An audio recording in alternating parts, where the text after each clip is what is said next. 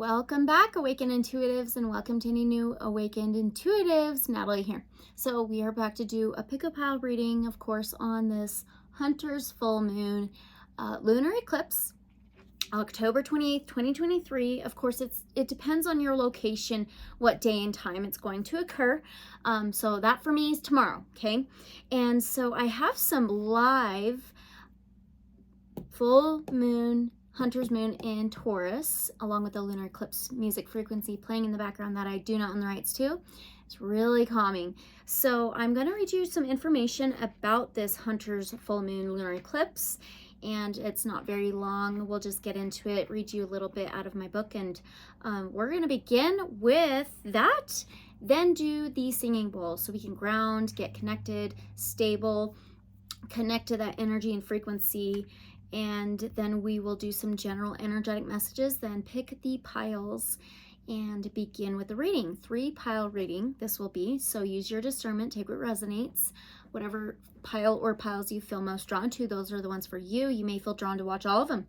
So all the timestamps will be in the description below, so feel free if you want to skip anything at all and go straight to your pile reading if you would like.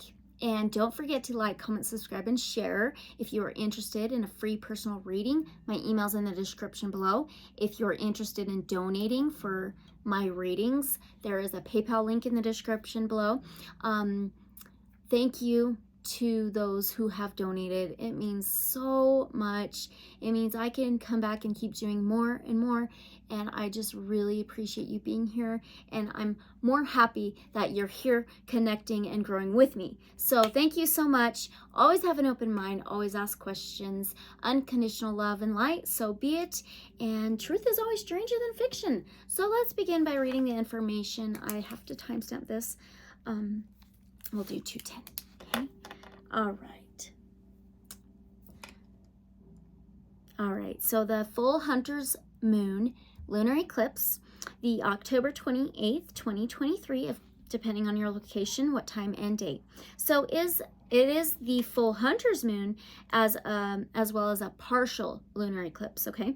This moon got its name from when tribes would gather meat for the long winter ahead. They would hunt. So we just had a solar eclipse with a new moon on October 14th.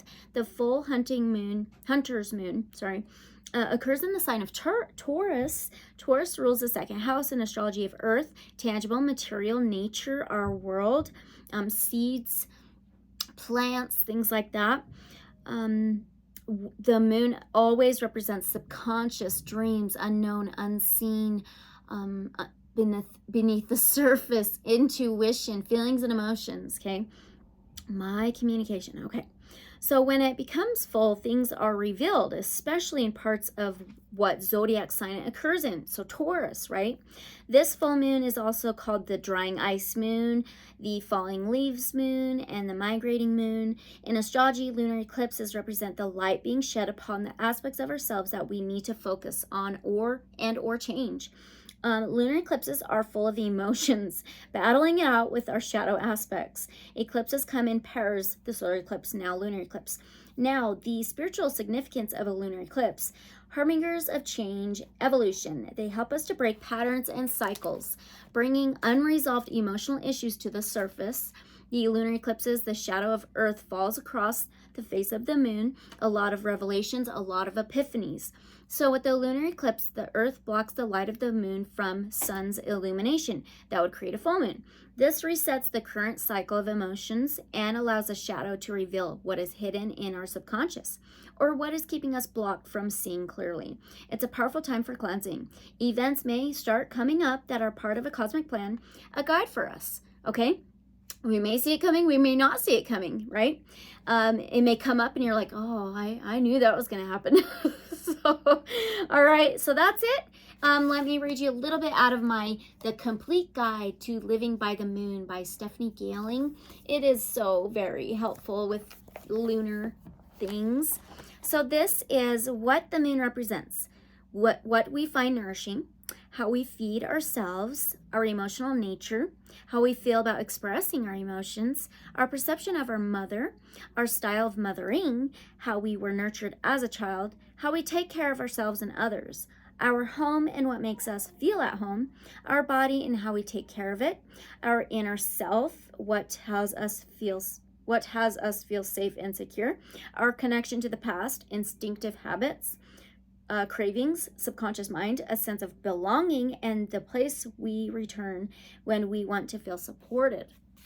Okay, and this is cool. So this is when the moon's in Taurus. Connect with nature, honor your senses, and focus on practical matters. Look out for stubbornness and resistance to change. Isn't that funny? Okay, so there's that. And I'm just going to set this aside and let's do our general messages. Okay. No, we have to do our singing bowl. Hello. 5:55. Oh my gosh. Okay. So this is the frequency between the earth star chakra and the root chakra. This is very grounding, stable, okay? This is perfect. So I will count down from 3, ding it 3 times, sing it for a moment, then I'll ding it 1 last time, okay? So if this is loud, turn it down a little bit if you'd like to. Okay? 3, 2, 1.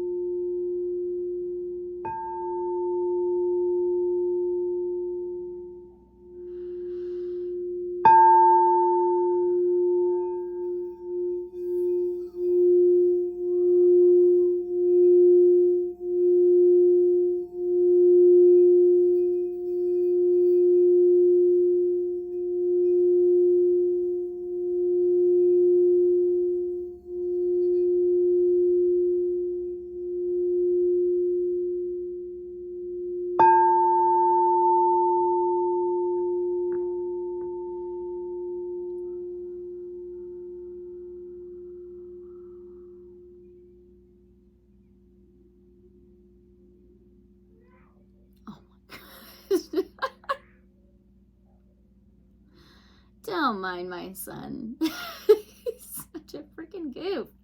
Oh my gosh. Okay. Woo.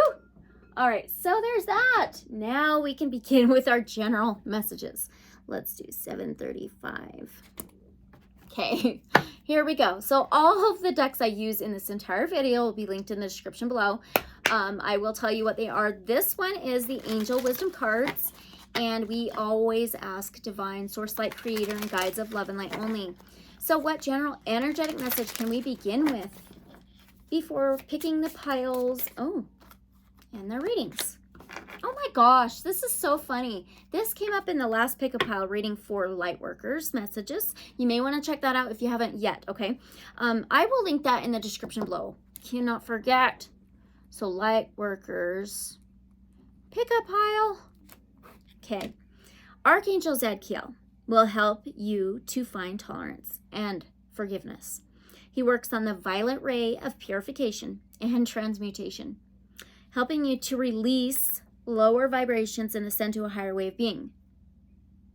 Angel Wisdom suggests that you visualize yourself in the violet flame and invoke Archangel Zadkiel to help you. Place your troubles and difficult relationships within the flame so that all negativity is transmuted.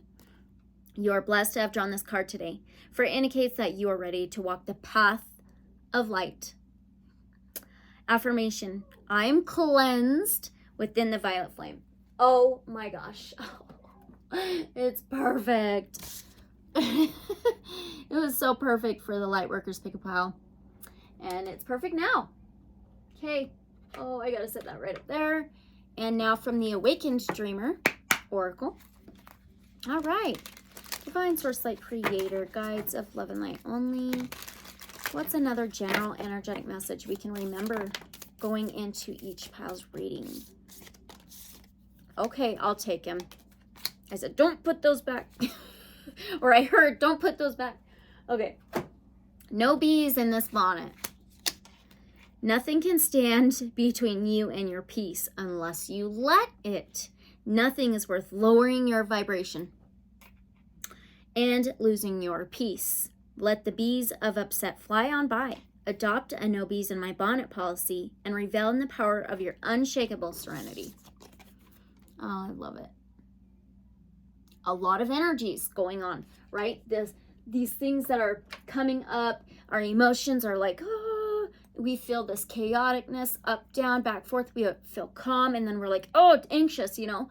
And that's what comes with eclipse season. So it's easy to get frustrated and irritable, right?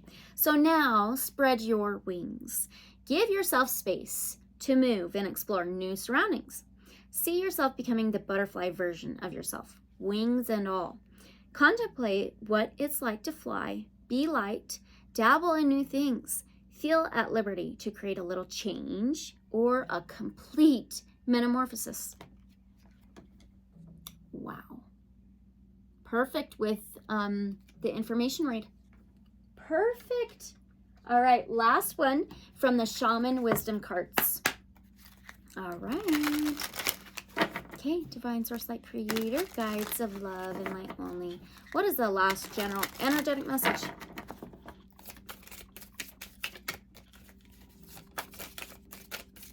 What's the last general energetic message from the Shaman Wisdom cards? Ooh. Ha. Had to fight for that one. Okay, card number 20. That is so funny. 20 can be reduced to a 2. In astrology, the second house is Taurus. This full hunter's moon, lunar eclipse, is going to be in the sign of Taurus, which is earth, plants, nature, seeds, tangible things, material things, our 3D world, reality. Holy cow. And it is cougar. So north, feminine fire. Fire signs would be Aries, Leo, Sagittarius. North reminds me of following your true north, your authentic self, following your life purpose, life mission. Okay. Maybe some of you are watching for your north node, future path, the path to go. Okay. Feminine. That reminds me of the moon. Feminine energy. And earth. Mother Earth, Gaia. Okay. Divine feminine. Let's read this out of the guidebook. Really short and simple. Okay. Cougar. Also called a mountain lion. Okay. So I am cougar. I give chase, fully expecting to win my prize. I am powerful and skillful. I am as at home on rock ledges as in green forests. I possess great cunning and intuition. I am born a leader, challenging the status quo as I circle my prey to discern the best method of attack. I think things out, and when I hone in, I know what I'm doing. I act with focused intent. This is so perfect. I am clear and methodical. I am balanced, strength, and intuition. Sprinting into your life, I bring courage and strength. I'm here to help you acknowledge your ability to lead and take charge in any situation. Leadership requires great insight. You are accountable for your actions. Lead with wisdom and reason. Be sure to think things out and focus your intention before you jump in with all fours. I'm genuine. I take charge. I'm responsible. Leadership. Well, that is so interesting. Action, leadership. Attack sticks out. Maybe a lot of us feel attacked, like the bees, you know. Okay. All right. So there's that. Those are the general energetic messages. We'll keep them in mind. And let's begin with our preparation pickle pile. I need to find a different name, I swear. Pickle pile. There we go. I'm just kidding. Okay, so we are going to use the Starcodes Astro Oracle. This is such a good oracle deck. This is perfect. So again, whatever pile you feel most drawn to, that or those are the ones for you. Use your discernment, okay? We will choose a crystal stone as well. And we always ask Divine Source Light Creator, Guides of Love and Light Only. Can we get our pile number 1? This is setting the stage for your reading, okay? Our pile number 1, please. All right, one more time. Can we get our pile number 1? Oh my gosh, no way. No way. Pile number 1, please.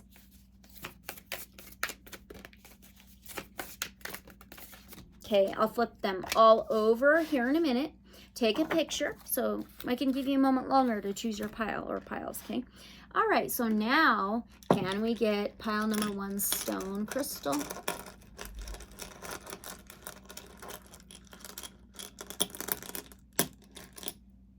Ooh.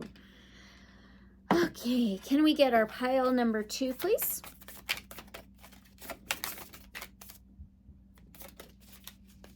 Can we get our pile number 2, please? Ooh, powerful. All right, for pile number 2.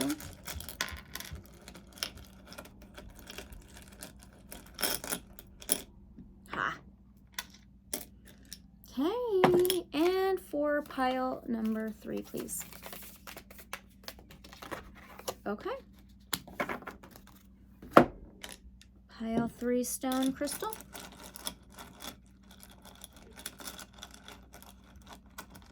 It's right there. Right there. I can feel it. Come here. Holy cow. I have to dig this one out. I feel it. Oh. Wow. You sucker. I gotcha. Oh my gosh. Crazy. I need a bigger bowl, huh? Okay. Oh, sucker. No, no. You stay there. Okay, guys. Oh, boy. So, for our pile number 1, we have bloodstone.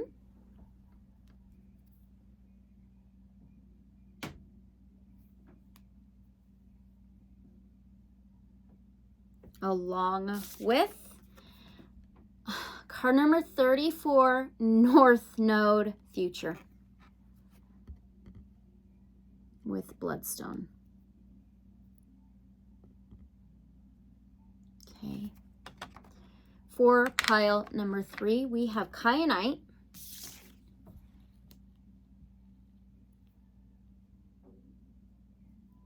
Along with card number 32, Vesta Hearth. For pile number 2. And for pile number 3, we have, I believe it's an apatite. There's like green swirls in it. I believe it's an apatite. Gorgeous. Along with 36, Midheaven Pinnacle.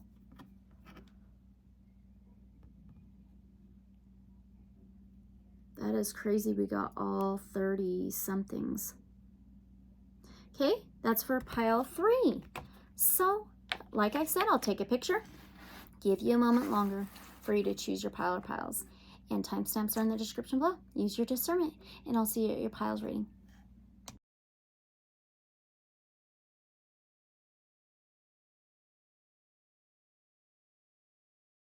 Welcome, pile number 1. You chose the bloodstone crystal.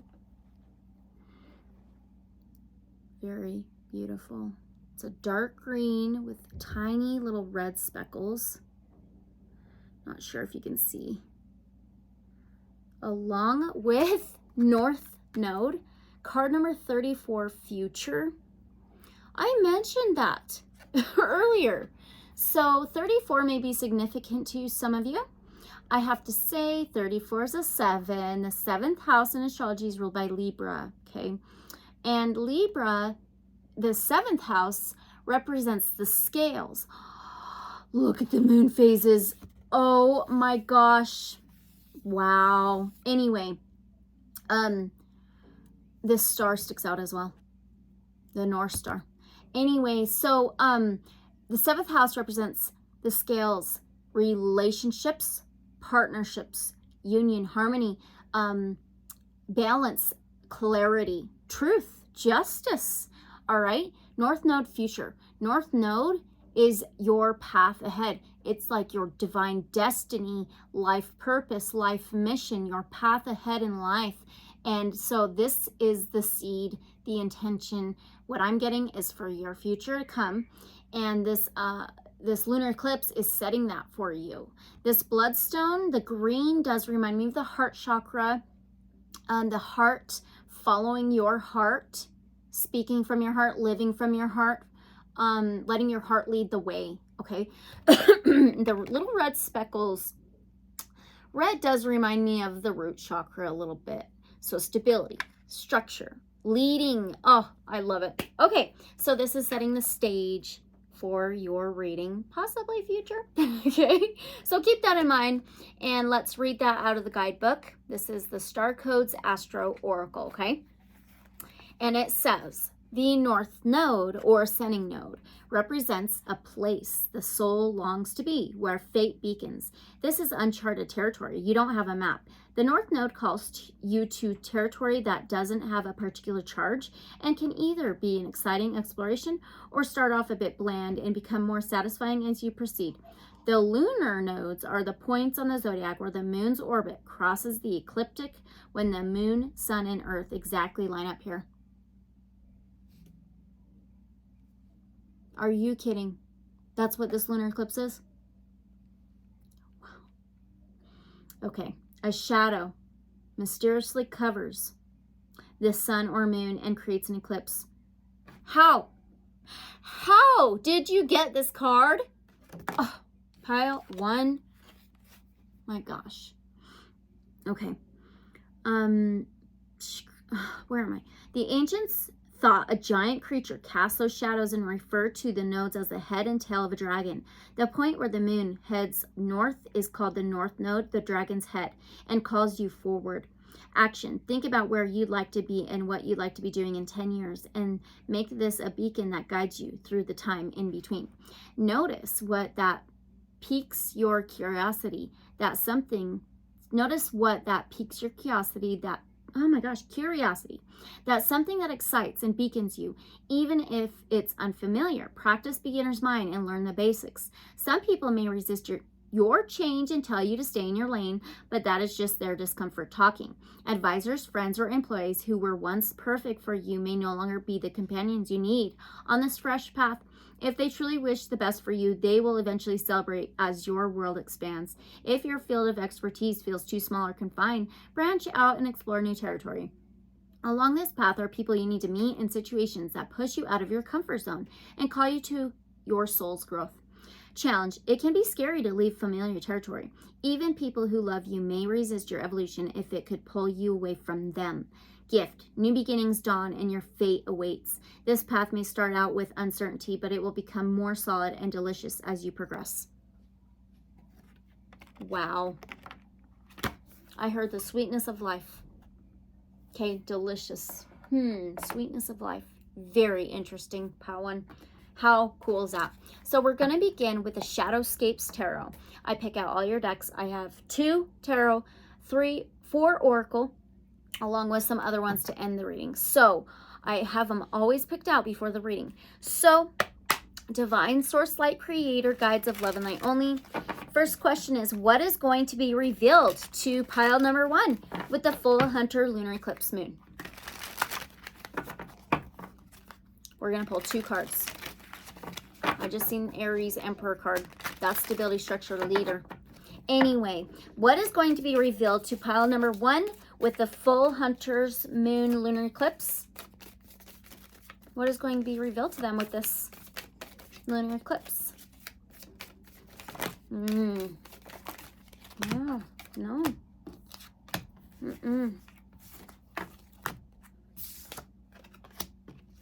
Oh my gosh. Okay, can we try that one more time? What is going to be revealed? Thank you, thank you, thank you. Oh my gosh, this is crazy. This is crazy, pile 1. First of all, the 10 of Pentacles. 10, okay? It said 10 years from now. And the 10th house in astrology is ruled by Capricorn. The 10th house represents career, public image, social status. The 10 of Pentacles. Pentacles is earthy, Taurus, Virgo, Capricorn. 10 of Pentacles is stability, structure, foundation, success, completion, fulfillment, comfort, happiness, feeling like, oh, she has a dragon. Dragons may be very significant. And there's like a sun.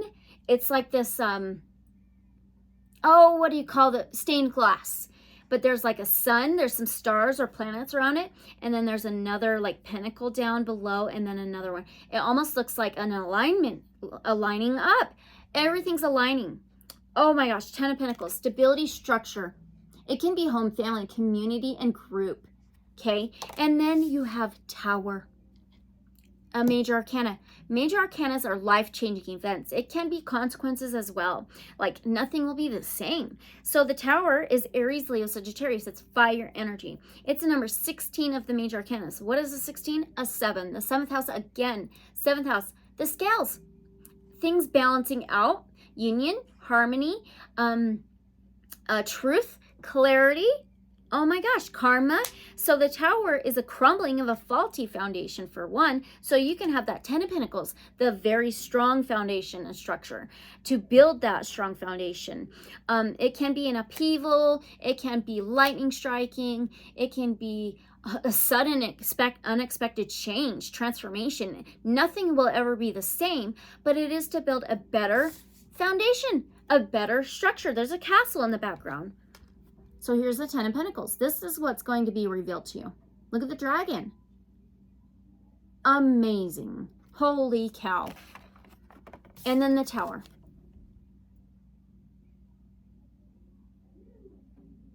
Wow. Okay. Now, what changes can pile number 1 expect? Let's see if we can get more detail, okay? What changes can pile number 1 expect from this lunar eclipse? I feel like it's not just this lunar eclipse. It was the solar eclipse with the new moon. It's this lunar eclipse with the hunter's moon. What changes can pile number 1 expect, please? Divine Source Light, Creator, Guides of Love and Light only. One more, please. Oh, how cool. First of all, you have a 3 of Wands. Wands is fire, Aries, Leo, Sagittarius. 3s are usually cooperation, teamwork, working together. 3 of Wands is plans. It is taking action to make plans, to embark on a new journey, to embark across waters. It's like trading, a domino effect. Things are falling into place. There's a sun here and there's a river. Direction, okay? And then the Queen of Swords. So Swords is air energy, Aquarius, Gemini, Libra. The Queen of Swords is balanced with her. She wields the true sword. Aquarius, Gemini, Libra. She wields the true sword. She stands for truth and justice. Cuts out any BS. Cuts out things that are not going to keep her balanced. That is not true to her. Not her future. Not the North Node. Not stability and structure, not her true path and her purpose. She protects her feelings and emotions, but no matter what, she stands for that truth and justice. She rises above things to get a higher perspective, just like this picture on the 3 of Wands.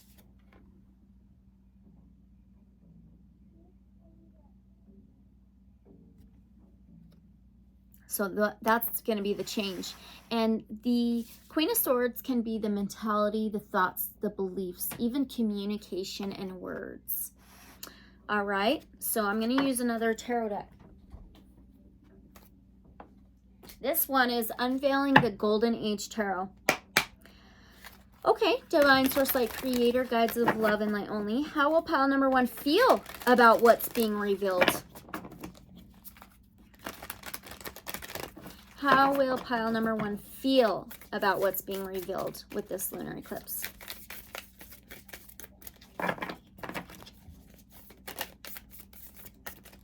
How will they feel? One card, please.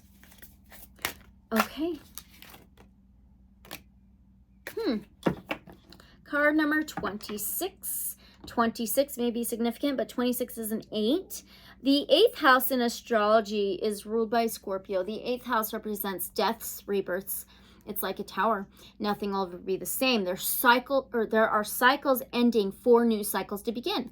It is leaving things behind that is not going to serve your future, what's to come, your highest good, what you really truly want, right? It's a metamorphosis. It is also money, sex, it's death, rebirth, okay? And it says harmony in adversity. Harmony reminds me of those scales, union, harmony, working together, balancing out. 5 of light codes. This is a 5 of wands. So wands is fire, Aries, Leo, Sagittarius. 5 of wands is any kind of struggle, conflict, tug of war, arguments, battles. It is going to be a battle. It always is. And I think a lot of it has to do with this tower, because it can be like feeling like the rug is just being pulled out from underneath your feet. You have, everything is divine timing, right? We can procrastinate for so long. We can keep shoving things underneath the rug for so long, but eventually it is going to come to the surface. So it may feel like in a battle, a little bit of a conflict, okay? That's how you're going to feel. But it says harmony and adversity. All right, let's do this. Okay. All right, so we're going to move on to an oracle. And we're going to first use the Wild Mystic Oracle. Okay. I love it. All right. Divine Source Light Creator, Guides of Love and Light Only. So what is the guidance for our pile number 1? What is the guidance for our pile number 1 from the Wild Mystic Oracle for this lunar eclipse? What is the guidance? Oh, that came out fast. Energy. There's a little crescent moon and it's a hummingbird. Okay, hummingbirds have been coming up today. Maybe they are for you. Maybe it's the energy of the hummingbird. Also, they help pollinate. We got the no bees in the bonnet. They do help pollinate. They defy kind of the laws of gravity, right? They can fly backwards. And it's like the sweet nectar of life. The sweetness. The sweetness, it's going to be sweet. And it says energy. So let's find hummingbird. Something's in my eye. So I may have to come back. Okay. Oh, it's on page 66. 6 is maybe significant in some way. 6 is usually a divine number. 6th house in astrology is ruled by Virgo. It is health, wellness, the body, daily routines, boundaries, organization. 66 is a 12. That 12th house is moon energy. It is unknown, unseen, intuition, feelings and emotions, things coming to the surface, okay? 12 can be reduced to a 3. 3 is a cooperation, a teamwork, mind, body, soul, healing. So now let's read this. What is the guidance for you during this lunar eclipse, okay? Energy. This card represents unbound energy and zeal. If the crab card represents the moon within this deck, then the hummingbird is the sun. It is a mixture of that solar eclipse and this lunar eclipse, okay? In Aztec mythology, the hummingbird god Huitzilopochtli was the god of the sun, while Mayans considered the small jewel-like creatures to be the sun in disguise. The hummingbird card represents not only the energy that the sun produces, but also the energy we take in. It is both energy given and energy received. This card is excitement, enthusiasm, and unrelenting vitality. While the salmon card is a marathon, the hummingbird card is a sprint. Just as hummingbirds have developed long beaks and tongues for the singular task of collecting nectar from long-necked flowers, the hummingbird card may symbolize a pinpointed, exact task at hand. However, this also might indicate tunnel vision and merciless hyperfixation. Excitement for a task does not always mean that it should be a priority. Element is air, fire. You did get air and fire. The flora is belladonna, lovage, mint, oregano, fuchsia. Stones are calcite, ruby, zinsite, and quartz. And it says, gain energy. Call extra energy and power into your spell work. Aid with feelings of mania or erratic mood swings. Wow, that does explain the 5 of Wands, okay? Summer rites and then the summer solstice. Well, that's interesting. Call in extra energy, okay, to help you.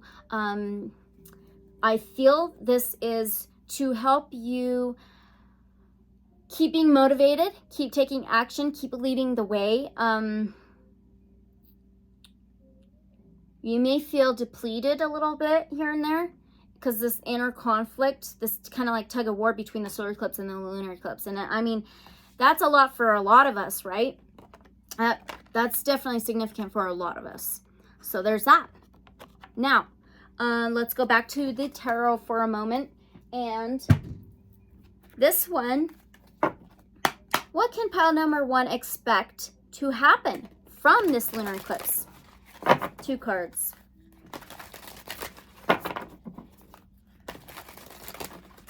What can pile number 1 expect to happen from this lunar eclipse? 2 cards right off the bat. And this is just amazing. So, first card is a card number 22, okay? 22 is a 4. 4th house in astrology is ruled by Cancer. We read about that. It does represent home, family, structure, stability, solid foundation, celebration, like dancing. And it says Kundalini creatrix. So Ace of Light codes, this is the Ace of Wands, Aries, Leo, Sagittarius, fire energy. So you are probably getting a Kundalini awakening during this time of the solar eclipse that may have activated it. And it can be difficult. It sure can. It sure can. It's not as easy as people think it is or how exciting it is. I mean, it is, but it's a challenge. It for sure is. So, that's what you can expect to happen. I feel it's already happened with the fire energy. Aces is always a new beginning, something new. Ace of Wands is new inspiration, new ideas, new plans, new actions, waving your magic wand, okay? And new imagination. So now you have the Star card, another major arcana. It's a number 17, which is an 8. That 8th house again, death, rebirth, changes, transformation, endings, and new beginnings. And the Star is Aquarius energy, air, okay? It says evolving light codes.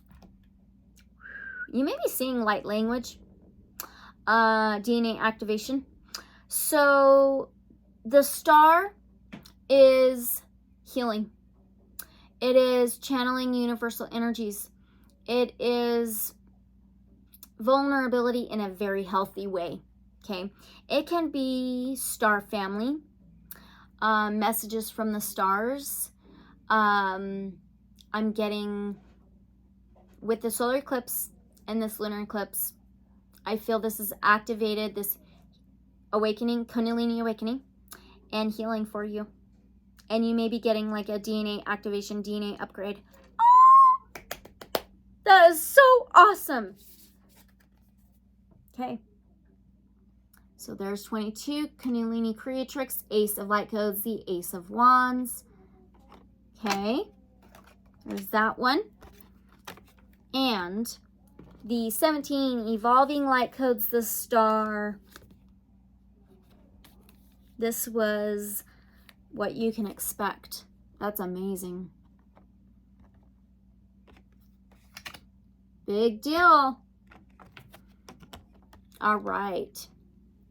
So now back to another oracle. We're going to use the Sacred Earth Oracle. Okay. Now, Divine Source Light Creator, Guides of Love and Light Only. What is the advice for our pile number 1? Ooh, I don't want that falling. What is the advice for our pile number 1? That card fell out of that Tarocle, I call it.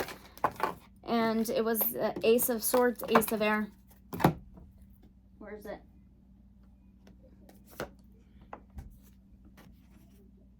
So this deck is called a tarot, but I feel it's a tarot and an oracle combined. This is the Ace of Activations, the Ace of Swords. Cutting out nonsense. Remember that Queen of Swords? She wields the true sword. This is the true sword. This is clarity, balance, yin yang, seeing things clearly. Okay. This is amazing. Pineal Pioneers, and it's 50, card 50, so reduce the 50 to a 5. Remember the 5 of Wands. 5s can be changes, transformations, challenges, and struggles, okay? So I'll set that back here for now. All right, and then I didn't want that incense to fall.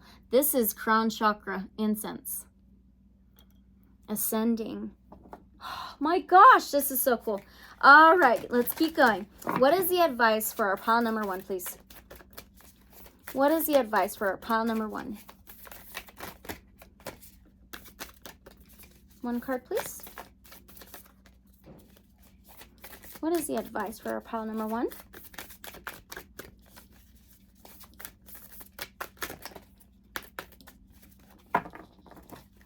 I'll shuffle it 2 more times. That was it then. So let me get that guidebook out. Right. Nope, that's not it. Right here. Isn't that funny?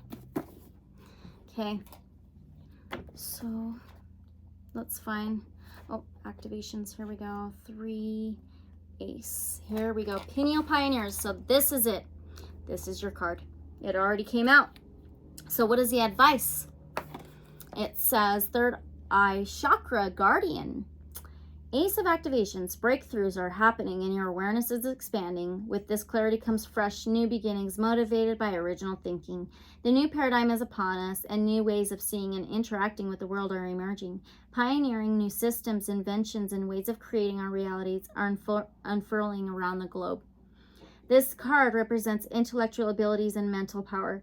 The image on the card shows a being from Atlantis, a city powered by quartz and intellectual abilities.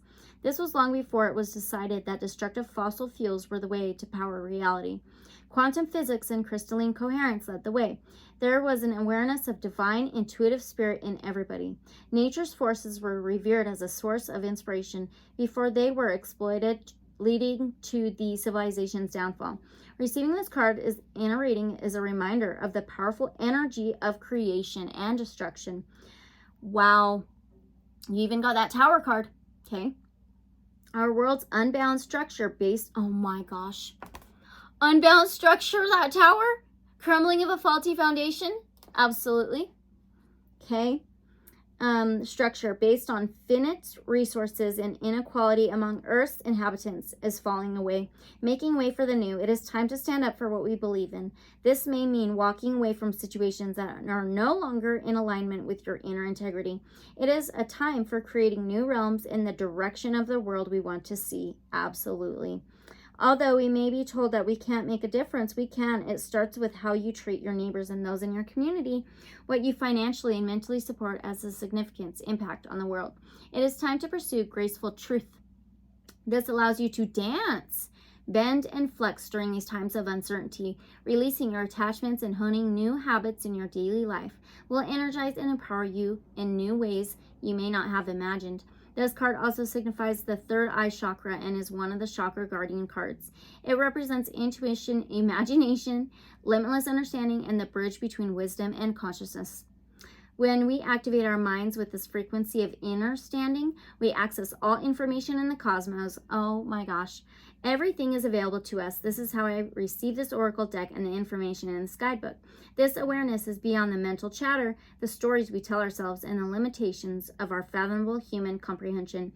It is accessible when we are ready to listen and when we can see the spectrum of rainbow codes emanating from the pineal gland, which are always there. It is just a matter of having the technology to access them, which we have all built inside.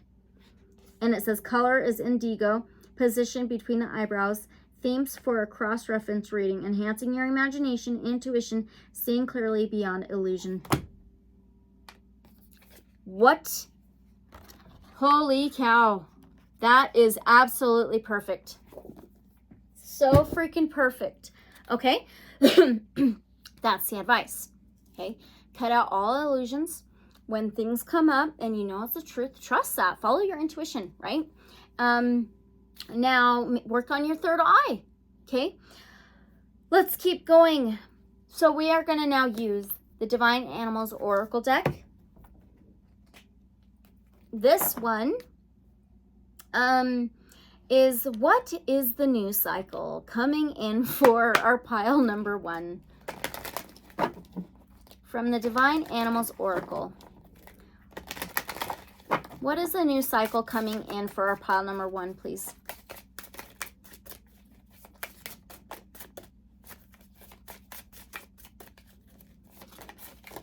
Thank you. Hyena, card number 38. That is a number 11. 11 can be the scales. It's kind of like divine. It's mirrored. It is this way, that way, black, white, yin, yang. 2 ones. The 11 is a 2. The second house, Taurus energy. Things that are tangible, material, financial, nature, our 3D world, okay? And it says hyena, fear, okay? So what is the new cycle coming in for you? It says fear. Examine your fears, especially the fear of difference, of the unknown, and of death. There may be an abandonment of something, a belief, a person, a place. Remember that because something is strange, it doesn't mean that it cannot be beautiful or good. We all have a job to do. We all have our own genius. Be sure you have the correct information to have a truthful understanding. Ace of Swords. Okay, you also have that Queen of Swords. So mythos, the hyena, and particularly the spotted hyena, has a rich tapestry of mythos across many countries and cultures. This is from West Africa. At first, there was darkness and a long night. Wow. The lunar eclipse, that's when the sun casts Earth's shadow onto the moon. It was very cold. There were no stars, and the moon was just being born. What? And you had the star? A long way away and up very high was the sun. Oh my gosh, that is crazy. Okay, many animals thought they might reach the sun and bring it closer. Many tried, especially the birds. The hyena watched the sun and thought, I will wait until the cycle brings it closer, and then I will grab it. What is the new cycle coming in for you? He waited, looking as though, patience, looking as though he was not interested. He just got on with things. The sun ignored the hyena and circled lower. All at once, a hyena with his huge jaws and strong teeth and rippling muscles launched himself into the air and pulled the sun down to the earth, bringing light and warmth where there was none. He laughed happily and ate the hot bones of his prey. The hunter's moon, that sticks out.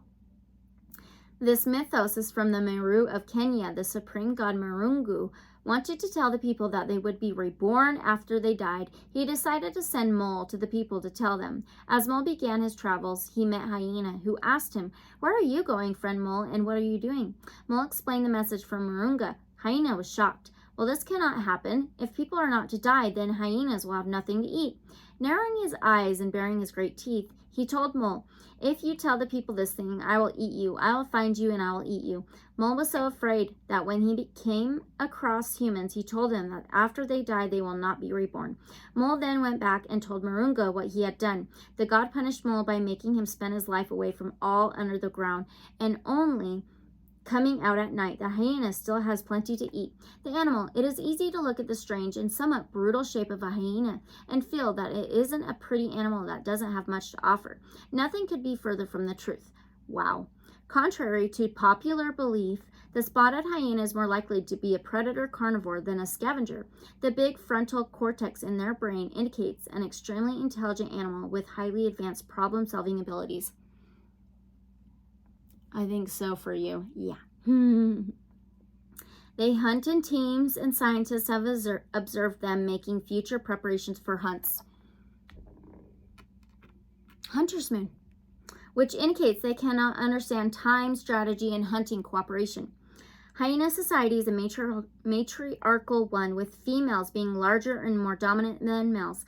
Females are competitive with one another and only provide for their own pups. Prey is normally chased down over longer distances rather than surprised. The hyena has powerful endurance to do this. Reminds me of the hummingbird too. So it is not surprising that it possesses an extra large heart. What? Wow. compared to its total body weight. Spotted hyenas have an unmistakable shape and gait with a powerful set of jaws and shoulders and smaller rounded hindquarters. Their front-heavy design makes it almost impossible for them to be pulled off prey from behind. Their skull is one of the heaviest and most robustly built of carnivores. Whoa. And their bite power is greater than that of a grizzly bear. The perfection of their design for what they do, bone crushing, is incredible. The long-held and incorrect observation that hyenas are hermaphrodites came from the difficulty of telling the sexes apart. The females have genitalia that looks very much like, like a male, but is not. The spotted hyena is one of the oldest subjects of cave art from the upper Paleolithic era and is featured clearly in the Lascaux and Chauvet caves in France. They once ranged throughout Europe. The magic. Hyena magic is complex and it is living tradition. The hyena is its own sacred deity, much like the coyote is in Native American tradition, although it perhaps darker in nature. Hyenas are tricksters, boundary riders, and the bringers of mystery, and are important in funerary rituals. They may be harbingers of death. Harbingers? This lunar eclipse says, in spiritual significance, the lunar eclipse, harbingers of change and evolution. That's so funny. That word twice now. Of death, but they also clear away what is no longer needed.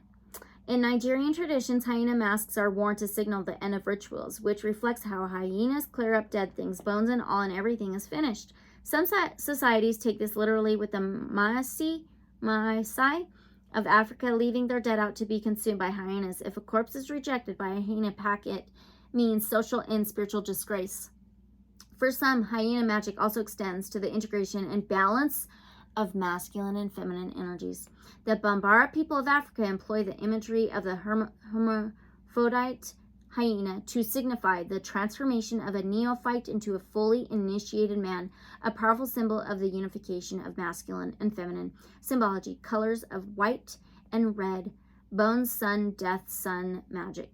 Status, at least concerned, but decreasing in numbers due to hunting and habitat destruction. Wow, that's freaking crazy. You are clearing up all this old stuff that is no longer needed. Wow, very interesting for sure. So, whoo-wee, okay. Now, that's the new cycle coming in for you. Now, let's do your other oracle. We have, that's so interesting. Now we have the Sacred Sites Oracle, okay? Divine Source Light Creator, Guides of Love and Light Only. So, can we get the message that will be the most important for pile number 1 moving forward? Okay? Can we get the message that will be most important for pile number 1 to be moving forward or to move forward with? Mount Sinai. What? Holy cow! This is so amazing. Mount Sinai. I've actually done a reading on that before. There's Isis. There's the ancient Egyptian. There's that bull with the horns and the sun. Oh my gosh. Mount Sinai. Okay, that. Ooh, my hair. Let's see here. Hello. So it's, no, that's Mount Saint. Let's find out where it is in the guidebook. Okay, Mount Sinai, 102, Egypt. You may feel a connection with ancient Egypt. That's Africa too. Wow. 102 is a 3. 3 is cooperation, teamwork, contracts, commitment, working well together, mind, body, soul healing. Energy focus says foundations. How cool. What is the most important message for you to take with you moving forward, pile 1, okay? The location, Sinai, Egypt. Lower world is the past. This site had a spiritual importance long before the Arabic religions staked their claim to it. On the card, the goddess Nephthys, protector of the dead, is seen witnessing worship to Apis, the bull god of strength, who represented a king's divine transition after death. This is a massive, major transition in your life. A death rebirth, okay? Spiritual death rebirth. It doesn't have to be literal. So, amazing. When the Tarot cross on the card is mounted with an oval rue, an ink is formed representing the astrological sign of Taurus, the bull. Oh my gosh. The ink here is wrapped in a snake, signifying Kundalini awakening. Oh my gosh. Are you freaking kidding me?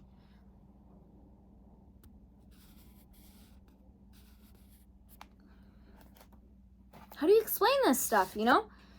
Moses turned a snake into a staff to lead his people out of slavery. Have you ever risked all to ensure your survival? Or did your parents or your grandparents or even earlier ancestors? Talk to elderly relatives and research your family tree. Your ancestors are your foundation, where you come from. They offer you a way of finding out about yourself. Middle world is the present.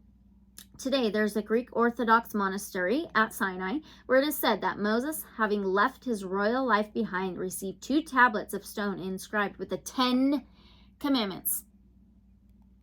10s are about cycles, completions, fulfillment, successes, the circle of life, endings and new beginnings, okay? Okay, right now you may feel the things you hold as morally or ethically sacred are being challenged or abused. 5 of Wands challenge, right? When people feel like this, it can eventually lead to revolution or fanaticism. Would you ever take such an extreme stance? For others, seeing a corrupt society can lead to apathy and depression. Remember, you have power. You stand on the solid foundations of what you have built and what you believe. Mount Sinai offers you perspective. Heal any rifts with those you should be holding close. Do something today, however small. Text a call, a letter, to get the relationship back on firm ground. You can rebuild your world, starting with yourself and your family. Now, the upper world is the potential future. Nothing is really ever set in stone. Nothing, okay? Keep that in mind with tarot, oracle. Oh, I dropped the incense. Son of a gun. I knew this was going to fall, too. I knew it. Oh, okay. Anyway, so it's just really important to keep that in mind. We all have free will. So, potential future. It says, when Moses descended from Mount Sinai to deliver the 10 commandments, he found his followers taking part in bull worship, and he was angry, as the second commandment stated, "Thou shalt not worship false idols." Ask yourself what it is you worship and whether this someone or something is worthy of your attention. Are you yearning for celebrity, cosmetic surgery, expensive jewelry? Are you subject to unrequited love, or do you desire something else out of reach? When God demanded that no one should worship false idols, perhaps it was to prevent us from wasting our energy. You got the energy card with the hummingbird. On something that has no spiritual value. Okay, consider carefully what you wish for. You had the star card. That can be wish fulfillment too. Where am I? Would it really bring you a better life? For example, would the new job you wish for make the most of your talents and attributes, as well as enabling you to live well? Or are you simply yearning for more money without considering the emotional or physical cost you would have to pay, or the fact that you might need to compromise your principles in order to succeed? Be totally honest, okay? So honesty reminds me of the Truth Sword, the Ace of Swords, and Libra energy. So that 7th house energy. And let's read the journal exercise. It says your 10 commandments. So let's read it. Bring some structure into your life. The original 10 commandments were laid down for exactly that reason, created for the people of the time.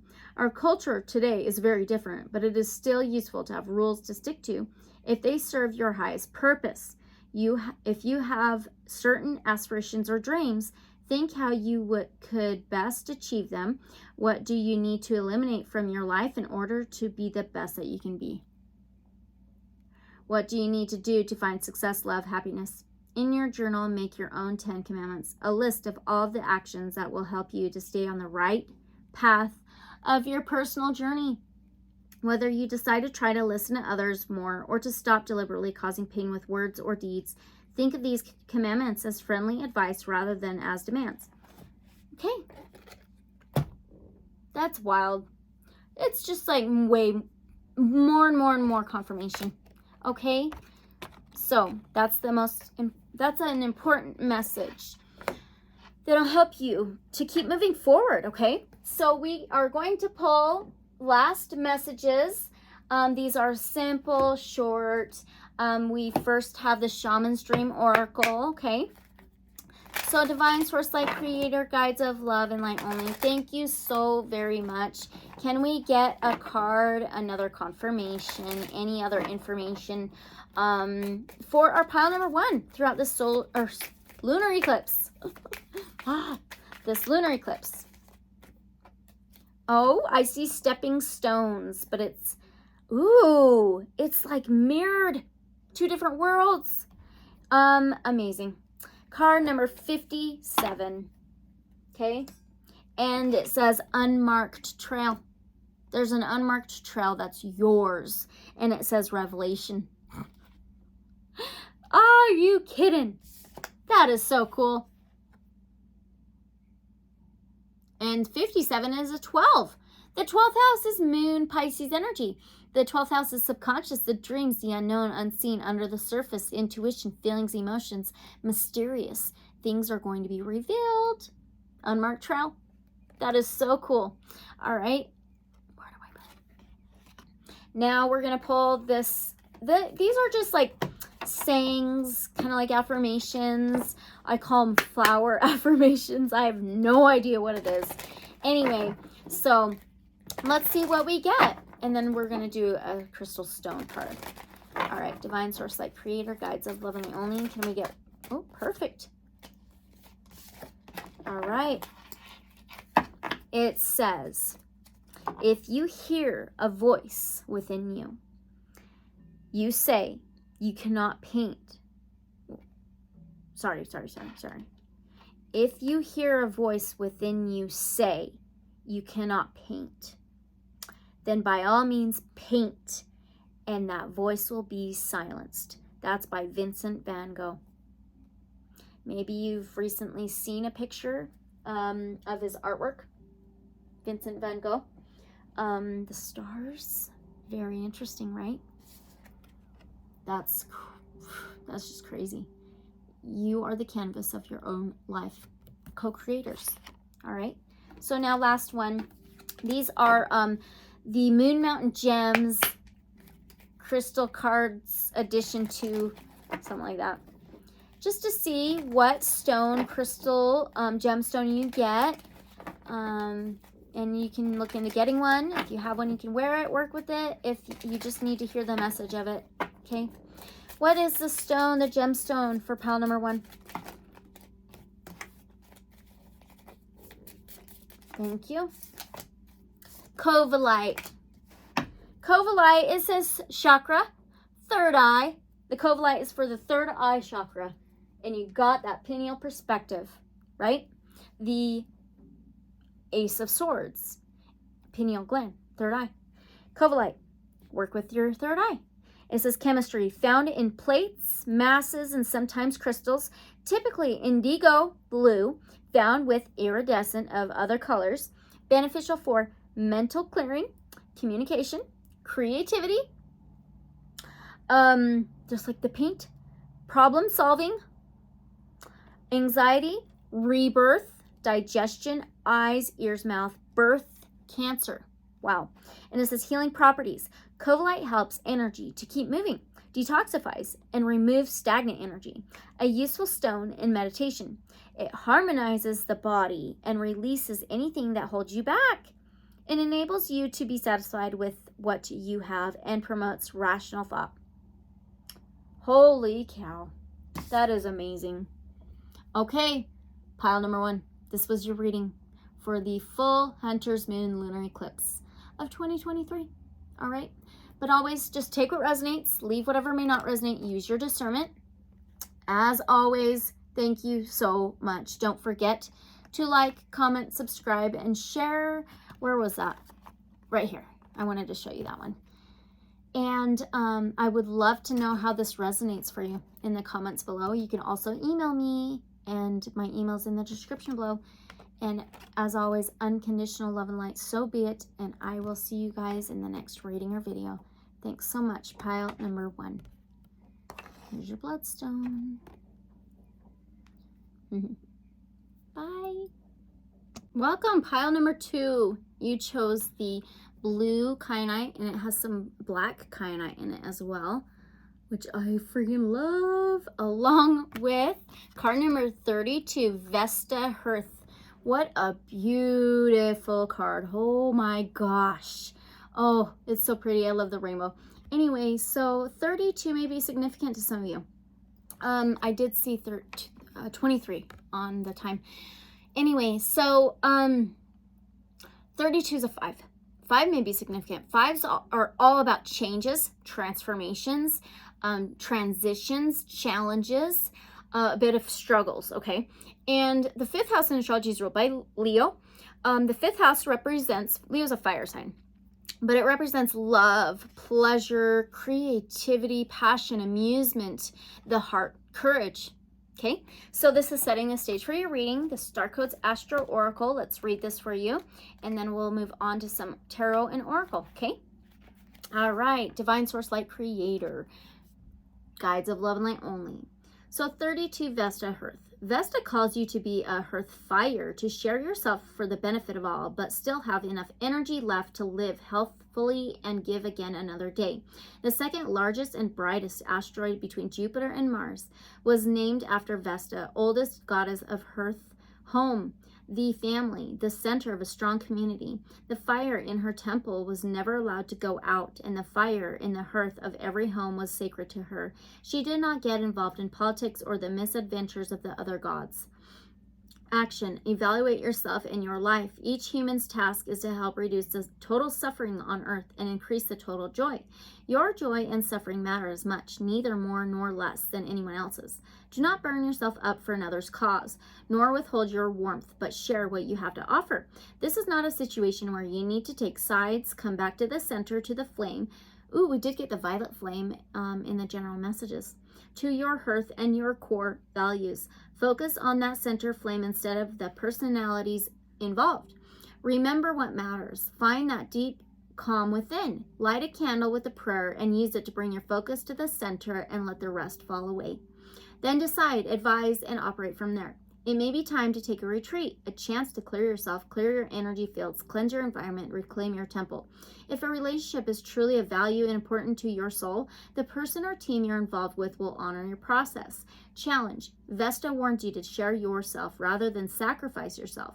Your hard work at holding the situation together may be ignored or taken for granted unless you know your worth. Gift. Find the temple within. The place of quiet safety where you can tend the fire and carry the sacred temple with you always. Oh, that is so cool. It starts on page 80, okay? And 80 can be reduced to an 8. 8 may be significant. 8 is an infinity symbol. 8th house in astrology is ruled by Scorpio. We are in Scorpio season now. The sun, right? The 8th house represents death, rebirth, changes, transformation, endings for new beginnings, sex, money, regeneration, cycles, the rising phoenix from the ashes, okay? And then it ends on page 81. 81 is reduced, or you can add it to a 9. Okay. The 9th house is ruled by Sagittarius, another fire sign. It is faith, spirituality, trust, higher education, higher knowledge, higher understanding, higher perceptions, higher realms, okay? Now, we are moving on to a tarot. This is a sacred web tarot, okay? And again, Divine Source Light Creator, Guides of Love and Light Only. So what is going to be revealed to pile number 2 with the full Hunter's Moon Lunar Eclipse? What is going to be revealed to pile number 2 during this lunar eclipse? One more, please. Thank you. Oh, wow. Wow. You have a card number 8. 8 of Wands. Oh my gosh. And then a 5 of Cups. So the 8 of Wands. 8 again. You may be seeing a lot of 8s. I just seen 428. So the Wands is fire, Aries, Leo, Sagittarius. 8 of Wands is something moving very, very quick. It can be like an asteroid. Okay. It is messages, actions, inspirations, ideas, passions, courage. It is moving in fast. It is something coming in very, very fast, sudden, swift, quick, on fire. Okay. And then the 5 of Cups, water energy, Cancer, Pisces, Scorpio, that 5 again. So 5s are changes, transformations, and challenges. Cups, feelings and emotions. The 5 of Cups can be any feeling any loss, regrets, sorrow, sadness, what makes you loathe, what makes you need to forgive, or needing forgiveness from others, or forgiving oneself, forgiving others. It can be portal vortex. It can be pouring feelings and emotions out there and it feeling like they're just going down the drain. So this is really interesting. Anything that may keep you low vibrational. All right, so this is coming in fast and swift messages. All right, this is what's going to be revealed to you. Now, another question. So what changes can our pile number 2 expect from the lunar eclipse and this energy? What can our pile number 2 expect? Wow. Okay, one more. What can they expect?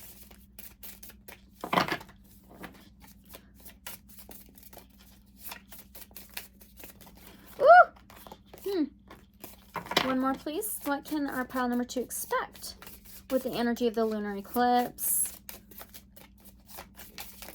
Thank you.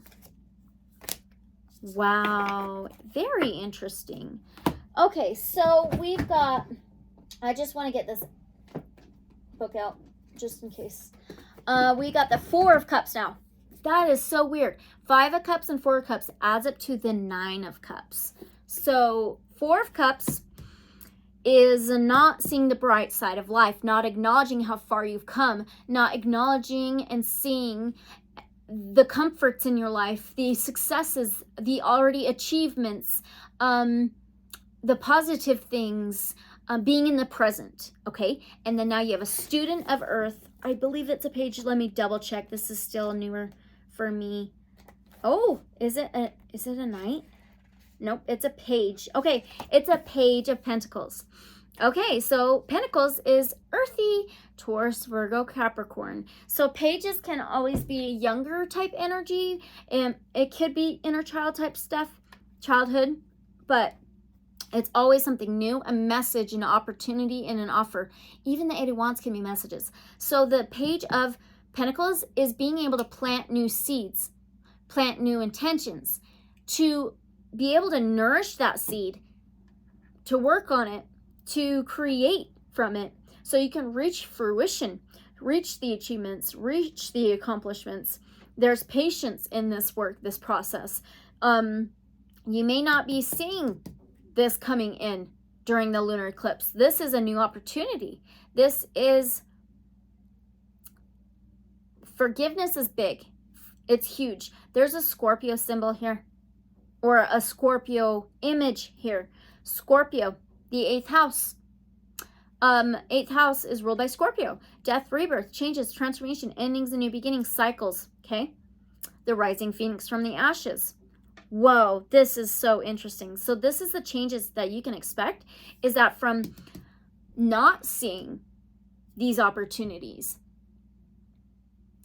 how far you've come, acknowledging, seeing clearly, seeing the bright side of life, seeing like reality in its brightest colors, to recognized opportunity that you are given this new seed to plant so you can grow everything abundant that you want. This is so interesting. Okay. very different images. And this is the Page of Pentacles. Student of Earth. We are all students here, right? Okay, so let's move on to another tarot. I've got another tarot. And this is the Kemetic Tarot Veil of Aset edition. It is connected to Egypt. Okay, so you may have a connection with ancient Egypt. Anyway, so the question is, how will our pile number 2 feel about what's being revealed? One card. How will our pile number 2 feel about what's being revealed with this lunar eclipse? 10 of Swords. Whoa. This is crazy. What did I say? This is very connected to forgiveness. So 10 of Swords. Swords is Aquarius, Gemini, Libra energy. It's air. So this is everything with the mind, the mentality, beliefs, thoughts, even communication and words. Usually the mind, okay? So 10s are cycles. They're completions and fulfillments, okay? 10 of Swords is betrayals. Feeling betrayed. In feeling stabbed in the back, feeling like you can't trust others. And it can be with communication, it can be with words, it can be with the mentality, your thoughts. Okay, so you're going to be feeling this way during the lunar eclipse for sure. But there's this, ooh, it looks like a falcon or a hawk, but it's carrying this symbol. I want to know what it is. Sorry, I want to know what it is. Right here. Swords. Almost went right to it. Where's the 10? 2. Oh, I have to go to... Yeah, I forgot. Okay, here we go. 10 of Swords. It says the 10 of Swords is truly one of the most tragic of all the tarot cards. It represents pain and an unhappy ending. On this card, a victim has been brutally and literally backstabbed several times. His body lies on the ground, motionless, his arms positioned as if trying to drag himself forward. Remember, this is all not literal. It is metaphorical, it's spiritual, energetic, right? Feelings. So although this card portends a tragic ending, there is yet hope. The Kemetic people believe that physical death of the Ket physical body was only the beginning of the journey to eternal life, as well as the resurrection process, as it was for Asar. To signify this new beginning, the sun rises over the horizon in the distance, prophesizing the dawn of a new day. A divine falcon, ooh, it is a falcon, takes flight overhead, circling the man with the Shen ring, symbol of infinite spiritual protection. That is so cool. Okay, this may be what you're not noticing, possibly, that you look at hollowed out eyes. You have divine protection, absolutely. Okay, symbol of infinite spiritual protection in its talons. Through this card, the gods seem to be telling us not to worry. A physical ending is nothing more than a spiritual beginning. So 10 of Swords can be worry. Even the 5 of Cups can be feelings of worry. It's like sorrow, feeling down in the dumps, right? And it says tragic endings, betrayal, enemies, martyrdom, violence, attack, loss, crisis, spiritual protection, dawn of a new day, and eternal hope. Ah! Whoa, this is interesting, pile 2. All right, so now we're gonna do an oracle. Oh, put that there. So the first oracle we have picked out is a Sacred Sea Oracle, okay? All right. Divine Source Light Creator, guides of love and light only. So what is the guidance for our pile number 2 from all of this? One more. What is the guidance for our pile number 2 from all of this? With all this during the lunar eclipse. Ooh, you have a card number 33, okay? You may be seeing 3s as well as 8s and maybe even 5s. So 3s, a cooperation, teamwork, contracts, commitments. But the 33 is a 6. 6th house in astrology is ruled by Virgo. The sixth house represents the body, health, wellness, daily routines, work balance, boundaries. Sorry, not balance. Boundaries organization. And it says shark spirit. Isn't that funny? We have like stabbed in the back, and now we have shark. Okay. And the scorpion sting. Interesting. It says clearer perspective though. Okay. Oh my gosh. It starts on page 111. That is a 3. 111 is a 3. So now you have 3, 3, 3. Okay, the third house in astrology is ruled by Gemini, another air sign mentality. It is communication, transportation, journeys, and technology. The mentality. Let me show you. Okay. So, what is the guidance for you during this time? Okay, pile number 2. Affirmation says, I am open to seeing my fears in a new light, as I may have perceived my reality in a way that hasn't been serving me. I'm letting, are you kidding me? I'm sorry. The 5 of Cups and the 4 of Cups, not seeing the bright side of life. This is awesome. I'm letting that go so that I can experience a new opportunity filled with love, joy, friendship, and peace. Who knows what is possible when I alter my perspective? Okay, sacred meaning says, face fears. Fear may be self-created. Deeper experiential education, change your perspective, alter your beliefs, become more introspective. Awaken to the creativity of infinite possibilities. Sacred message.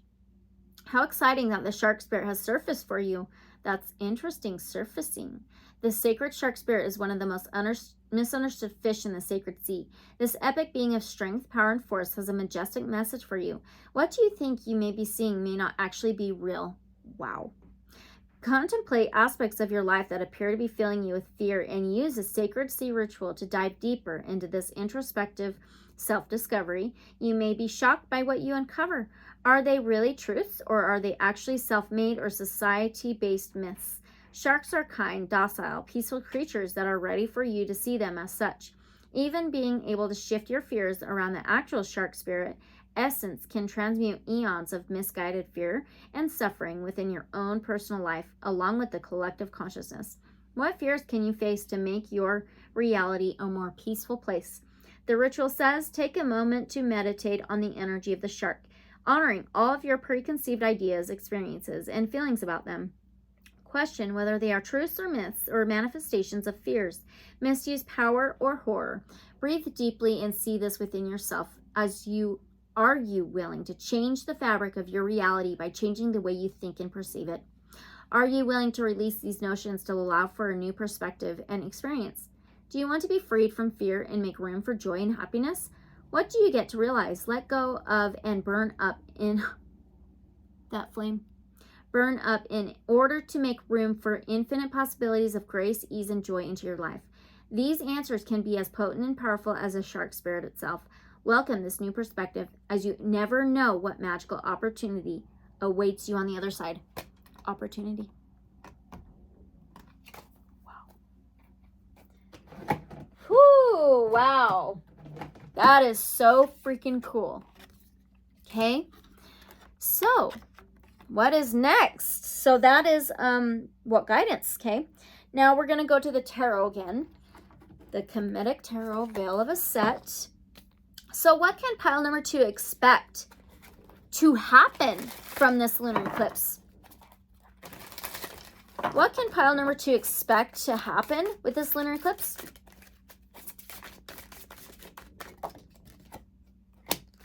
Holy cow. Wow. Oh my gosh. Holy cow. The first card you got is the 7 of freaking Swords. Air, Aquarius, Gemini, Libra energy, okay? Swords is the mind, the mentality, the thoughts, beliefs, words, communication. Seven of Swords, though, it is sneakiness. It is strategic movement. It is careful movement. It can be patience. It can also be manipulative sneakiness, cheating, lying. Now you have the Devil. Set. It is a major arcana. Major arcanas can be life-changing events, consequences. The Capricorn is an earth sign. The Devil can be anything that has chained you, anything, fear, addiction, anxiety, worry, fear, doubt, chains, attachments, negativities, toxicities, anything binding you. Wow, I cannot believe this. I cannot believe this. I'm going to read these out of the guidebook. Holy cow. Let's find Seven of Swords.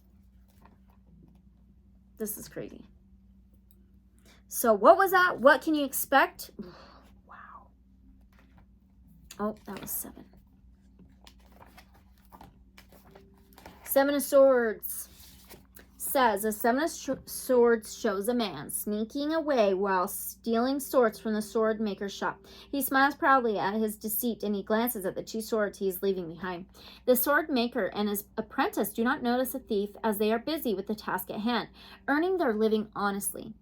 In the background, storm clouds gather, indicating trouble will soon befall the bandit. Okay, theft, trickery, lies, deceit, betrayal. You had the 10 of Swords. Escaping detection, spying, strategy. Consequences, single-mindedness, taking advantage. Now set. It said storm clouds, right? Look at the wand that he's holding. It's got lightning on it. It's like charged. Oh, there it is. Okay. Whoop. So now let's read set. Oh my gosh. Oh, grant that the 2 lands which rejoice to the homage unto Heru may do homage unto Set. Okay, Set has been associated with darkness and nighttime since the dawn of civilization. Originally a protective deity, he eventually became the embodiment of the desert storm, the hostility of foreign powers, and the destructive power of chaos personified. He represents the cataclysmic forces that wipe the slate clean, clearing the way for the forces of Ma'at in order to evolve and rebuild ever greater structures and civilizations atop the ruins. He became the original murderer when he killed his brother Asar in a fit of uncontrolled rage. He symbolizes pure passion and fury at his zenith. The set card 15. Oh, card number 15. Yes, major arcana. 15 is also a 6. The 6th house is ruled by Virgo. It is the body, the health, the wellness, daily routines, boundaries, work, organization. Okay, is interchangeable with the Devil card in the other decks. On this card, Set stands on flat rocks exposed in the barren desert. His solar disk is an eclipse. Wow. The celestial harbinger. Oh my god. I just did this for Pile 1. You may be connected to watch Pile 1. It says spiritual significance of a lunar eclipse. Harbingers of change and evolution. Okay. Let's keep going. Harbingers of death and destruction. He holds a was scepter in his right hand. In his left hand, a rope that binds a couple of commoners. One of the commoners is a despairing man on his knees, the other an ecstatic dancing woman. The couple are trapped at the extremes of their emotions. 4 cups, 5 of cups. Although Set holds the rope that binds the 2, it hangs loose, indicating the pair are victims of their own choosing. In the background stand the pyramids, symbols of stability, barely visible above the chaotic dust storm being kicked up by the desert cyclone approaching the trio. Bondage, addiction, depression, sexuality, dependency, materialism, abuse, powerlessness, dark psychic energy, destruction, loss of free will. Whoa. Anything toxic. Anything that binds you to lower vibrations, lower energies, things like that is going to be revealed to you. Okay? Wow. Any possible lies and deceit, things like that. Okay? Oh no. There we go. That is so freaking wild. All right, we're going to move on to another oracle, the Wild Unknown Archetypes Oracle. Okay. Woo! All right, Divine Source Light Creator, Guides of Love and Light Only. So what is the advice for our pile number 2?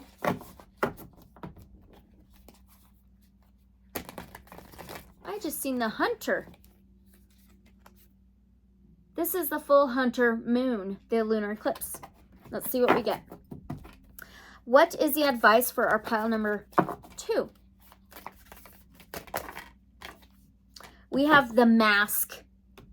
Oh, what? What is the advice? Taking the mask off. Oh my gosh. The dark side, the bright side. Remember that 4 cups can be not seeing the bright side of life. This is crazy. Oh, LXI. Let me see where that maybe. It might be this way. Oh, yep. LXI, the Mask. So what is the advice for you, pile number 2?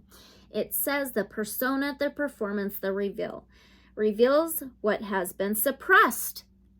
Exactly. Especially with the full moons.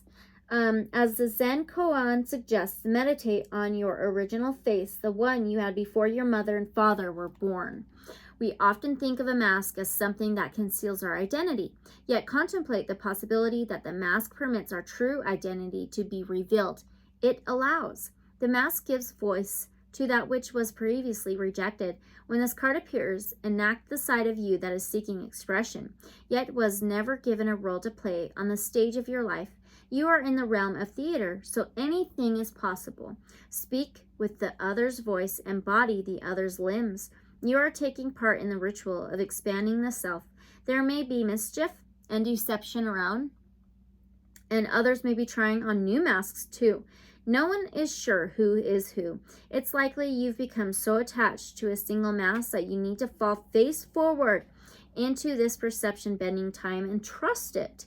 Think of a mask or costume you wore that felt empowering, marvelous, or fun.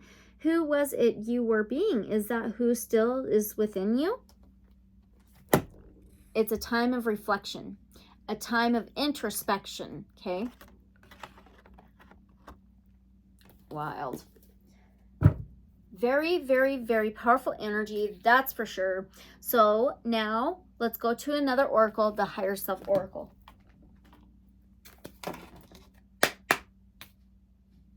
Okay, so what is the new cycle coming in for our pile number 2? Please, Divine Source Light Creator, Guides of Love and Light Only. What is the new cycle coming in for our pile number 2?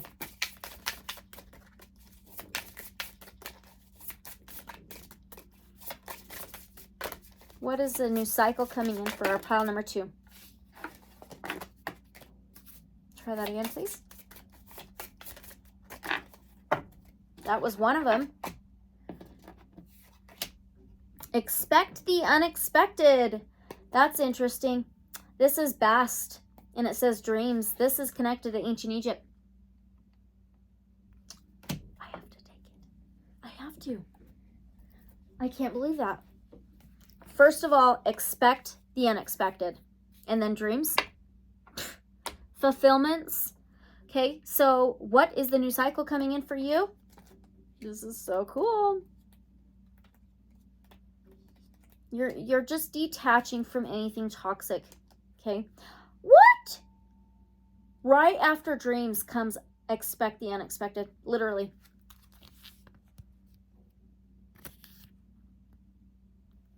But this is backwards, so let's start with expect the unexpected. This part is said by Paulo Coelho. You have to take risks. We will understand the miracle of life fully only when we allow the unexpected to happen. Okay, so now from the Higher Self Oracle, when a spirit incarnates into earth, they have a dream in their heart they desire to manifest during their journey. Wow. This dream may include being of service to others in some way, such as uplifting humanity, healing the sick, illuminating minds, or even balancing the scales of justice. That's crazy. I feel you are a truth seeker, truth speaker. This may be coming out for you. The journey of bringing our service to the world is riddled with setbacks, detours, disappointment, and small wins. Setbacks can be like the devil, the fear and doubts, things like that. However, if you've been striving for a long time to materialize your hopes, dreams, and desires, this card congratulates you for your perseverance and fortitude. Like the 5th house of Leo, love, pleasure, creativity, amusement, courage, passion. Reminds me of the Strength card. Okay, the cat. Look at your last oracle deck I picked out for you.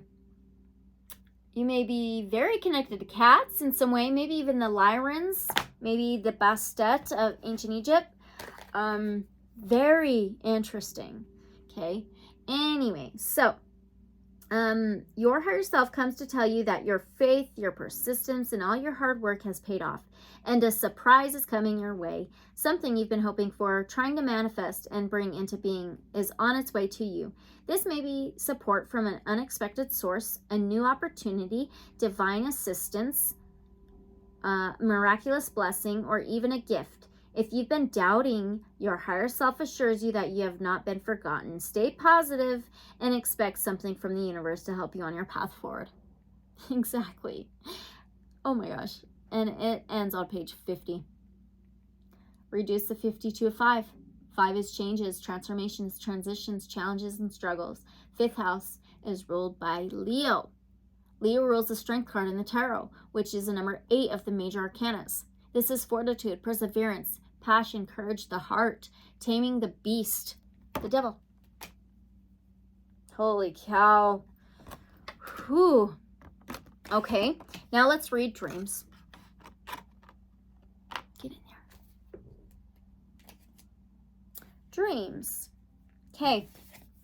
This part is said by Henry David Thoreau.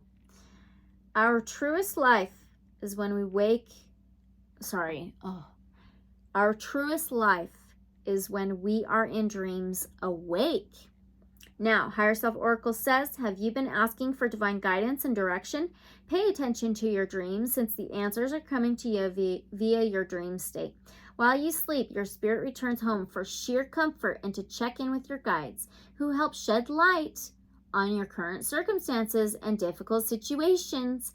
In your dreams, the answers will reveal themselves as symbolic clues in order to help you. Keep a journal next to your bed to make note of your dreams, and trust your higher self to help you decipher these symbolic messages. This card may also reflect your desire to follow your dreams. If you've been questioning whether you should take a step in the direction of your dreams, your higher self is saying yes. The time is now. Do not hold off moving forward toward what you want, hoping that it will somehow come to fruition later. Act now and move forward fearlessly. You'll be supported by your higher self and spiritual team on this path. Exactly. I wonder if I could show you. I have a necklace.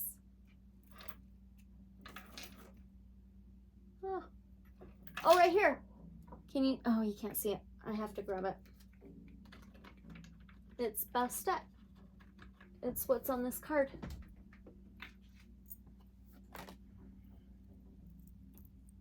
Oh, turn it around. Okay.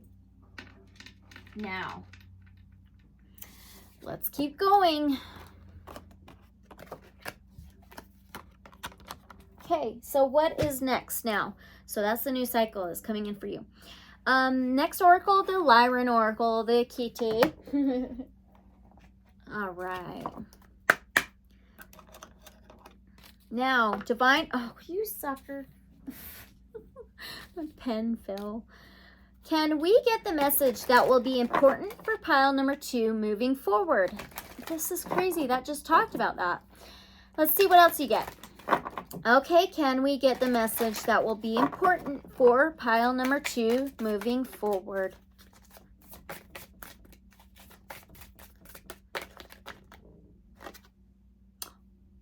It's the freaking Sphinx. DNA upgrades. There's a beam of light. Looks like a UFO. It's Cosmic Star Family. Card number 13. Okay. Well, I have to say, the card number 13 of the major arcanas in the tarot is the Scorpio card, Death rebirth. Scorpio rules that 8th house of death, rebirth, changes, transformation, endings and new beginnings, regeneration. And the 13 is a 4. The 4th house is ruled by Cancer, more water. It's home, family, structure, stability, solid foundation. And it says cosmic star family, support, socialize, and community.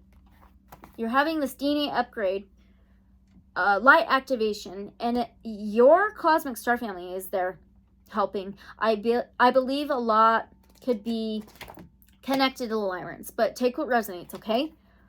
Oh my gosh. This is amazing. Here we go. Pile 2.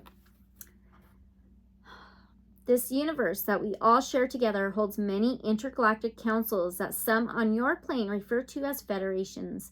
These star federations act as established collectives of thought where unique species converge together in order to share ideas, intelligence, and how they can co-create together for the betterment of all that is. We, the Lyrans, for example, were initiated into the Galactic Federation shortly after the Orion Wars that decimated our home planets in the Lyran star system. Through the help of these various star federations, a collective of white lionesses were evacuated and taken into the Sirius star system, where we found refuge in a similar terrain planet as our former home, situated in the depths of Sirius B. With the help of these federations, our society began to rebuild itself into colonies, and thus began to develop a wonderful friendship with many of our cosmic allies via these councils. As these federations came to our rescue in our species' darkest times, so too can a helping hand come to you when you least expect it. Expect the unexpected. Dreams. Mask. Things may be masked right now, but they are going to be revealed. The Cosmic Star Family card arrives when someone is attempting to help you get to your goal or offer support. Now is a wonderful time to be open to receive. Reach out for support and allow for the generosity of others to serve your life mission. As we all expand into this field of higher awareness, we realize that all of existence is serving one another, for we all come from the same source field. Through this opening and knowing, existence begins to serve you fully as you open into the field of harmonious co-creation. An additional meaning of this card can indicate that someone in your social circle may share a similar mission and is seeking to integrate with your life's work. Be open to receive and know we are all guiding each other back home. Additional meanings are support, gifts given, friends gathering, socialize, ask for help, release lone wolf mentality, and community assistance, okay? That's amazing. So now, we are going to pull your last messages, pile number 2. That was beautiful. So we're going to pull a few. These are simple, straight to the point.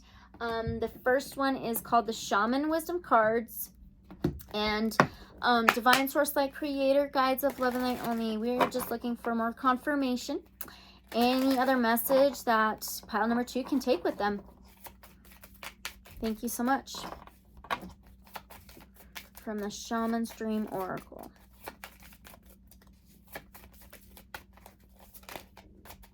Oh my gosh, one fell downwards and one fell upright. So the one upright is a card number 35. What is that? An 8. 8th house energy again, okay? It says lost compass. Getting back to integrity. Wow. Absolutely. There may have been distractions. There may have been hurdles. There may have been struggles. There may have been fears and doubts. But now it's a rebirth of finding your true purpose, your life mission. It's so freaking awesome, okay? All right. So now this one, I don't know what they're called. I call them like flower sayings, flower affirmations, because they all have flowers on them and they're all different types of sayings and stuff. So let's see what you get. Divine Source Light Creator Guides of Love and Light Only. What is the... Oh, perfect. It says, in order to succeed, we must first believe that we can. And this is said by Michael Corda. Believe. Beautiful. Believe anything's possible. All right, last one. These are the Moon Mountain Gems Cards Edition 2, something like that. So we're just seeing what gemstone you get, you can look into working with one, or just take what resonates, take the meaning of it. So what gemstone can we get for our pile number 2, please?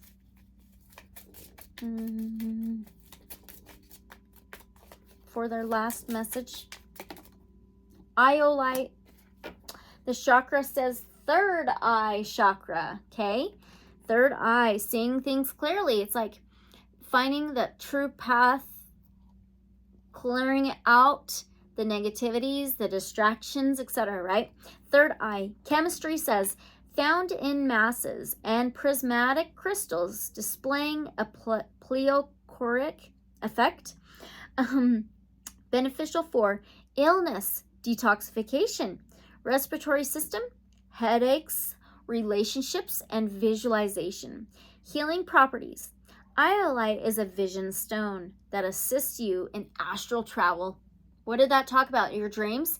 You're working with dreams and like cosmic star family and guides. Absolutely. And it says visions and journeys. Lost compass. It stimulates inner knowing and helps you to live in the moment. Yep, absolutely. Okay, pile number 2. This was your reading. But always just take what resonates, okay? Leave whatever may not resonate. Use your discernment. I would so love to know how this does resonate in the comments below. You can also email me. I have my email in the description below, okay? And I just thank you guys so much for being here. And unconditional love and light, so be it. Don't forget to like, comment, subscribe, and share. And I will see you guys in the next reading or video. All right. Thanks so much, pile number 2. Bye. All right. Welcome, pile number 3. Okay, so I just lit a root chakra incense and ouch, that hurt. Owie. So, this may hurt a little bit. I don't know for sure. Who knows? Just take what resonates. Anyway, I've had a crown chakra incense burning the whole time, but this time I got a root incense chakra. Anyway, you chose the appetite. I don't know what it is exactly. I think it's an appetite. It's got some green lines in it. It's like a grayish translucent color. It's really beautiful. Along with card number 36, and it's Midheaven Pinnacle. Look at the castle. That is so cool. And the sun solar energy. So the 36 may be significant to some of you. 36 can be the 9. The 9th house in astrology is ruled by Sagittarius, a fire sign, okay? The 9th house represents spirituality, faith, trust, higher learning, higher education, higher knowledge, higher perspectives, okay? So this is setting the stage for your reading. Pinnacle. Interesting. Okay, let's read this out of the guidebook. This is the Starcodes Astro Oracle, okay? It starts on page 88. So maybe you're seeing a lot of 8s. We did get a lot of 8s in pile number 2. You may feel called to watch it. The 8th house in astrology is ruled by Scorpio, which we are in Scorpio season now. The 8th house represents changes, transformations, endings, and new beginnings. Totally rebirths, okay? It says the midheaven contains clues about how your family trained you to be visible in the world, your relationship to other people's authority, and how you step into your own personal authority. It describes the future mountaintop, the pinnacle of your work in the world. The midheaven is the highest point of the chart where the sun would be at midday.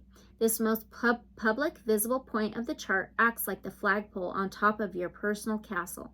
Action. Inventory your professional reputation and ask what you can do to strengthen it. Update your website. Look at your definition of success and make sure it is your own, actually makes you happy, and is not one you have inherited from your family or mentors. Think about the training you've received from these authorities and notice where it still serves you and where you need to release their preconceptions and step into something bigger. You may need to go back to hidden dreams or reawaken an ambition that may not make sense to anybody else. If you choose not to seek your sense of accomplishment as reflected in the outside world, your midheaven can speak of a quieter sense of personal authority. This is your life. Define the mountaintop for yourself. Take a next step in that direction. Challenge traditions, other people's expectations, or your family history may be complementary to your idea of your own potential, or they may be hurdles to overcome as you find your true path. Gift is underneath all worldly sense of ambition is a soul's longing to live out its potential. Listen to the call. Wow. Okay, let's keep that in mind. So we're going to move on to tarot. This is the Muse Tarot, okay? And the first question is, first of all, Divine Source Light Creator, Guides of Love and Light Only, what is going to be revealed to our pile number 3 during this lunar eclipse, full Hunter's Moon? What is going to be revealed to our pile number 3? Perfect. Oh, wow. Okay, first of all, the Two of Emotions. This is the Two of Cups. So Cups is Cancer, Pisces, Scorpio energy. Feelings, emotions, can be intuition. The Two of Cups is a choice. It is making a choice. It can be a relationship. It can be a harmony, a union, a balance, making a choice with feelings and emotions and using your intuition as well. And then we have a Three of Inspiration, which is the Three of Wands. So the Wands is fire, Aries, Leo, Sagittarius. 3 is forward movement. 3 is a cooperation, teamwork, contracts, working together, help. And the Three of Wands is actually taking an action to plan things out for your journey ahead. And their plans. It's like a domino effect, things falling into place, trading, embarking on a new journey. Choice, balance, harmony, in the right direction. Are you kidding? How cool. So there's the Two Cups. And the Three of Wands. Beautiful. Okay. All right. So next question. So that's what's going to be revealed to you. Amazing. What changes can our pile number 2 expect? What changes? What changes can our pile number 3, sorry. Yeah, you may be, you may have came from pile 2. Or may feel called to watch and listen to pile 2. But use your discernment. It doesn't have to. So what changes can our pile number 3 expect? My gosh. How crazy is that? Okay. So first of all, you have a King of Pentacles, okay? King of Pentacles, Taurus, Virgo, Capricorn energy, earthy. So it's called the Muse of Materials. The King of Pentacles has worked very hard to where he's gotten. He's very successful, very grounded, very, very stable authority.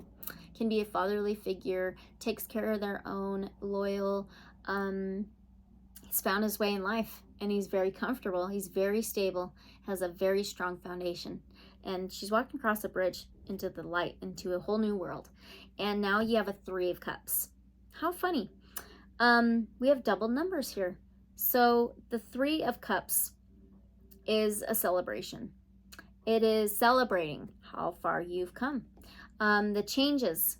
So there's going to be get-togethers, parties, mingling, hanging out, a celebration of some sort of you recognizing how far you've come, everything you've built, the foundation, the structure, being your own leader, the comfort of life, success, fulfillment. So cool. And it's so funny in this, first of all, here's the King of Pentacles. Okay. Then the Three of Emotions, the Three of Cups. Look at this. She's holding a full moon in her hand.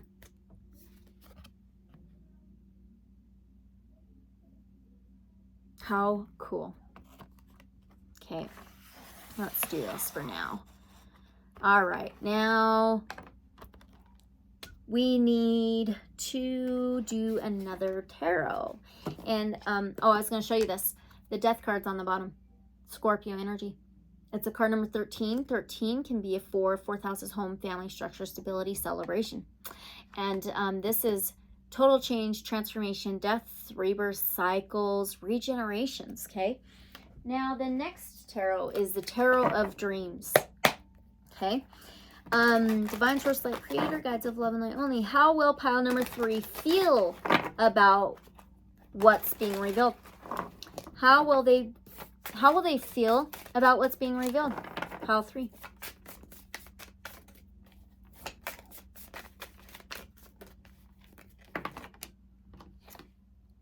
Eight of Coins. Has a Virgo symbol here. Maybe Virgo's in your chart very prominently. Maybe even the 6th house. But the 8 of Pentacles. This is a job, a career, what you're creating, what you're mastering at, what your creativity, just the things that you've been working on. It can be work, it can be a job, it can be career, the things you're working on. So how you're going to be feeling. It's like this recognition of all your hard work, how far you've come.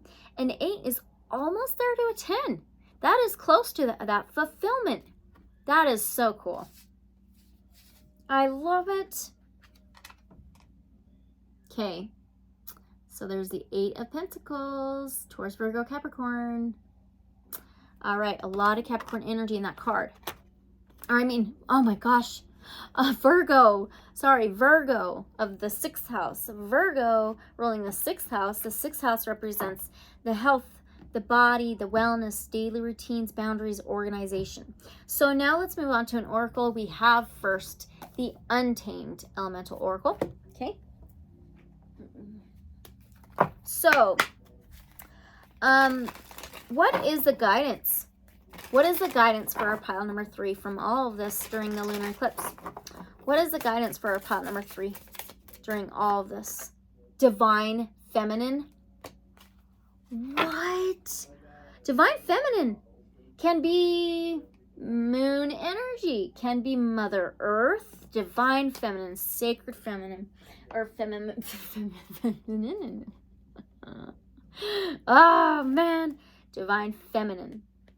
All right, here we go. Fulfillment. Holy cow. Oh, what is the guidance for you? Fulfillment. As the breath of the untouched and the bearer of wildernesses, she is the Divine Feminine, eternally in service to everlasting beauty. The sacred polarity between the Divine Feminine and Divine Masculine is responsible for the totality of existence and lives within each of us, regardless of how we identify ourselves within our own body. We just talked about Virgo, or 6th house. Her role is the unfolding discovery of the heart merged with the purity of her counterpart's ever-evolving wonderment. Divine Feminine is ceremonial in bliss, a consecrated womb of no thing from which all things are born. She is a mystery, the void, the abyss, the ecstatic fulfillment of worlds, and the absolute essence of the universe. Divine Feminine announces that something is ready to be fulfilled. Divine Feminine is the voice that assures you will have everything you need. It does remind me of that 8 of Pentacles. You have everything you need. You've already been working at what you need to create. You have all the tools you need, okay? To develop and birth your vision, dreams, and desires. There is no better time than now to declare your resounding yes to the creative endeavor that is calling your name. Okay, balanced. Okay, openness to fulfilling divine inspiration and ideas. Begin the creation process even if you feel frightened. That's awesome. Okay, so let's move this around a little bit. So that was the guidance. So now back to the tarot for a moment. Okay. So what can pile number 3 expect to happen from this lunar eclipse? What can pile number 3 expect to happen with this lunar eclipse. You got the Virgo freaking card. The Hermit. It's a number 9 of the major arcanas. Okay? This is the Virgo card. Holy cow. You may have a very strong placement in Virgo or 6th house. Transit throughout your 6th house right now. It could be near your midheaven. I don't know. I would love to know if you know, okay? But the Hermit, okay? So what to expect? So the Hermit is introspection. It's doing inner work, inner reflection, introspection. Also, it is an old soul. It is wise. It is being a wisdom like teacher. It is being your own teacher. It's inner knowledge, inner light. So you recognizing your light, and you can light your path ahead no matter where you go, what direction. It doesn't matter what it is. And being a 9, the 9th house is ruled by Sagittarius. Remember, faith, spirituality, trust, higher learning, higher perspectives, higher understanding.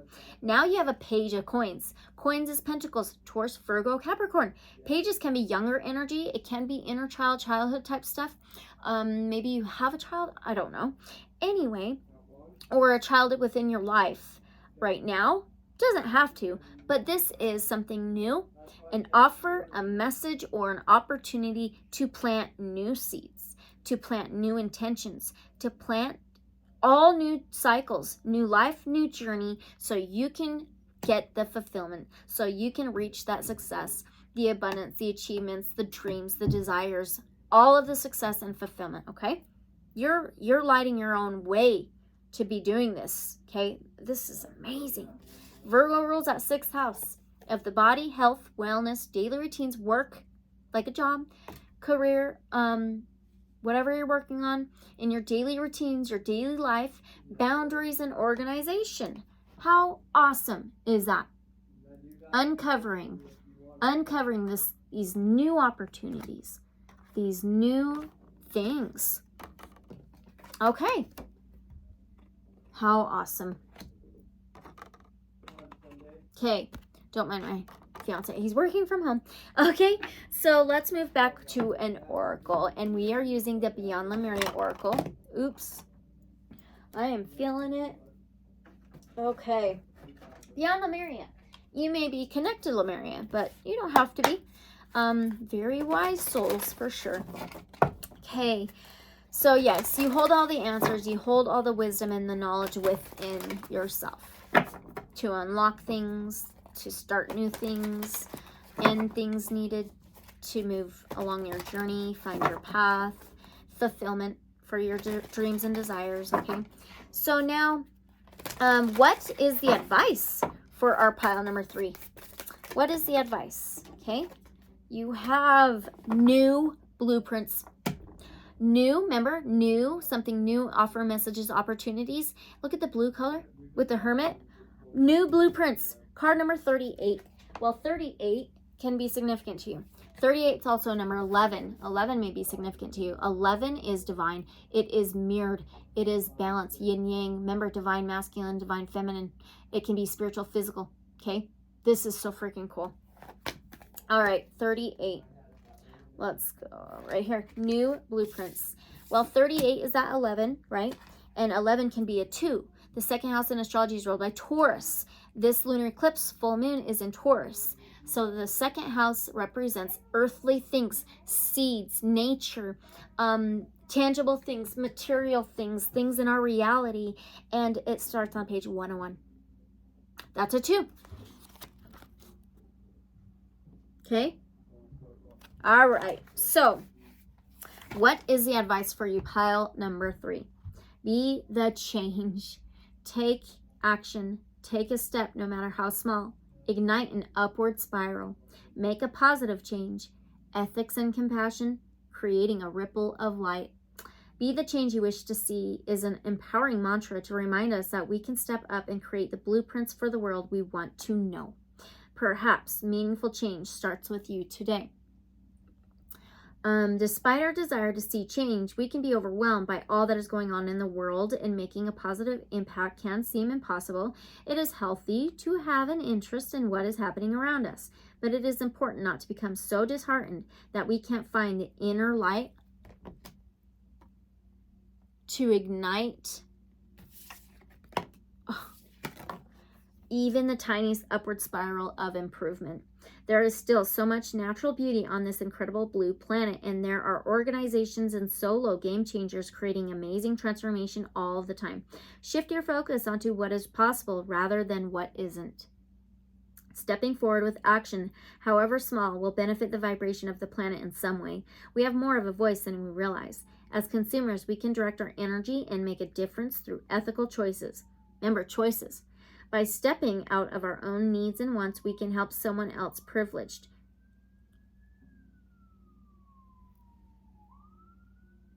We hardly get that. Is the ambulance. Remember, I got burned. Very interesting when I lit your root chakra incense. Okay. Okay. There's going to be ignition under your ass to take action. Whew. Okay, there we go. Now, where am I? Let's see. Choices. By stepping out of your own needs. Wait. Oh, well. Needs and wants. We can help someone less privileged. We can pick up trash, be present with someone, or smile at those we share a path with. Small acts create a ripple of goodness in the world. Consider how all beings can co-inhabit this glorious planet. Could you design a blueprint for ethical, compassionate, heart-centered living? What would the guardians of this earth need to be? How would they feel about themselves? What can you do to uphold this? This card inspires action, no matter how small. That will create a ripple of light in the world. You are part of a bigger picture, a greater story, and your actions, your choices, your presence are making a difference. You have more power than you realize. Focus on what you can do and do it well. Change takes time, so make plans and start now. Okay? So that explains a lot of all this, all your message. I mean, everything. Okay? All right, so let's move on to your other oracle. We are getting there. So this one, oops. Wait a minute, right? Yeah, that was the advice. So now what is the new cycle coming in for you? I think we know. But let's keep going, see what details we can get here. This is the Angels and Ancestors Oracle, okay? Now, what is the new cycle coming in for our pile number 3? What is a new cycle? Whoa, that was so funny how that flipped over. You got Shapeshifter. Oh, this is so cool. Okay. I was going to tell you, that's so funny. With the ambulance, I live in northeastern Utah, not very far from Skinwalker Ranch. They are known for skinwalkers, shapeshifters. Maybe that's significant to you in some way, but there's an wolf, there's a golden eagle.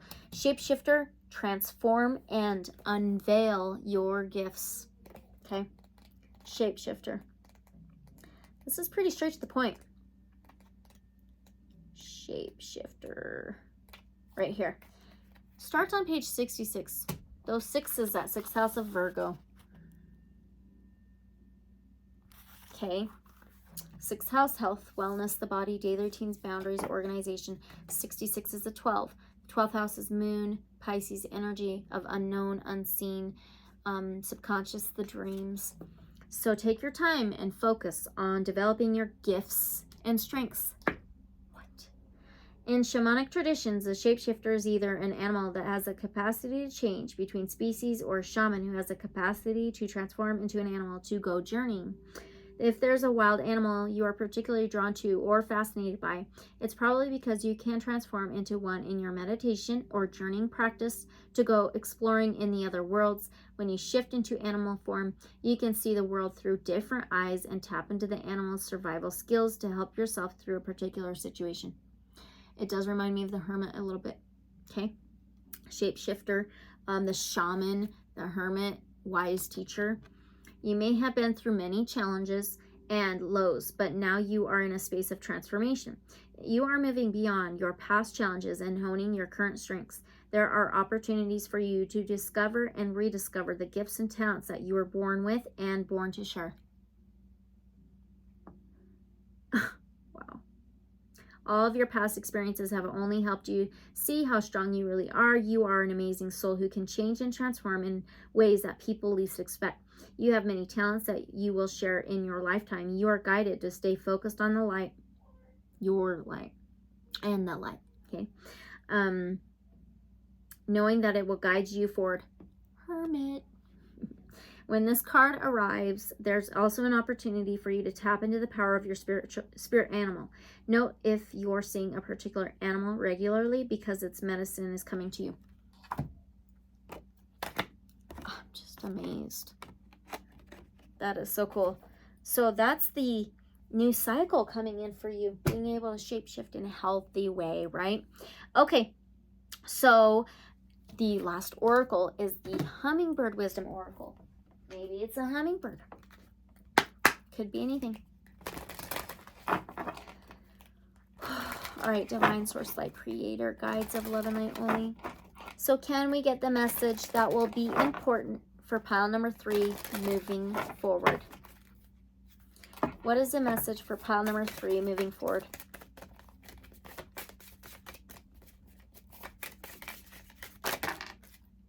Oh, wow. That was powerful. Fresh air and flowers. It says spend time amid the natural beauty of the outdoors. Awesome. There's window shutters that are open. Fresh air and flowers. Okay. A lot of nature. Right here. Okay. It says hummingbird wisdom. Spend time amid the natural beauty of the outdoors. Okay. So what's going to help you move forward? Step through. All right. Hummingbird is tapping on your window, calling you. Yeah. Remember the sirens? Calling you to join her where she dwells among the trees and flowers and the soothing energy of nature. If you have been considering a trip or retreat to the mountains, remember Midheaven talked about that. Wow. That's amazing. Beaches or other natural wonders. This is confirmation that you should go. A change of scenery opens your senses, restores vitality, and expands your imagination. You don't have to travel far to gain the benefits of nature. However, just step outside your door, sit by a tree, or visit a nearby park. Then ask the spirit of hummingbird to clear away your stale energy and help you release any stress or tension you've been holding on to so that you can regain vigor, clarity, and inspiration.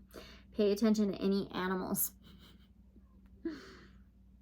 such as butterflies, dragonflies, and birds that show up as they are letting you know that indeed the universe is listening and here to help. As you go about your day, notice those urges that are calling you to go outside. When you can't physically put yourself in nature, go there in your mind, whether real or imagined. Accepting hummingbird's invitation to play outdoors will enliven you physically, mentally, and spiritually. Okay, affirmation says, I take time to connect with nature and allow its healing benefits to renew and restore my mind, body, and soul, which does remind me of 3, the number 3. The 3 can be the cooperation, the teamwork, the mind, body, soul healing. Okay, so now we are going to move on to your other messages. These are simple, straight to the point, no guidebook. The first one is the Shaman's Dream Oracle. Okay, how cool. You're your own shaman. Okay, simple as that. So Divine Source, Light, Creator, Guides of Love and Light only. Can we get pile number 3's message, confirmation, any other message that they can take with them? 31 in the hand. The universe is your partner. More confirmation. In the hand, it's a light. The universe is your partner. We just talked about that 3. It is a 31. 31 is 4. 4th house is ruled by Cancer, water sign. The 4th house is the home, family, very good structure, very good stability, celebration, dancing. Don't mind my son. Oh my gosh. Remember though, the universe is your partner, never, never against you. Okay. All right. So now from the, I don't know what this is called. I call it flower affirmations, the flower cards, because they have flowers all over them. They have all these sayings. So we'll see what you get. All right. What is the card from the flower cards for our pile number 3? What do they need to hear?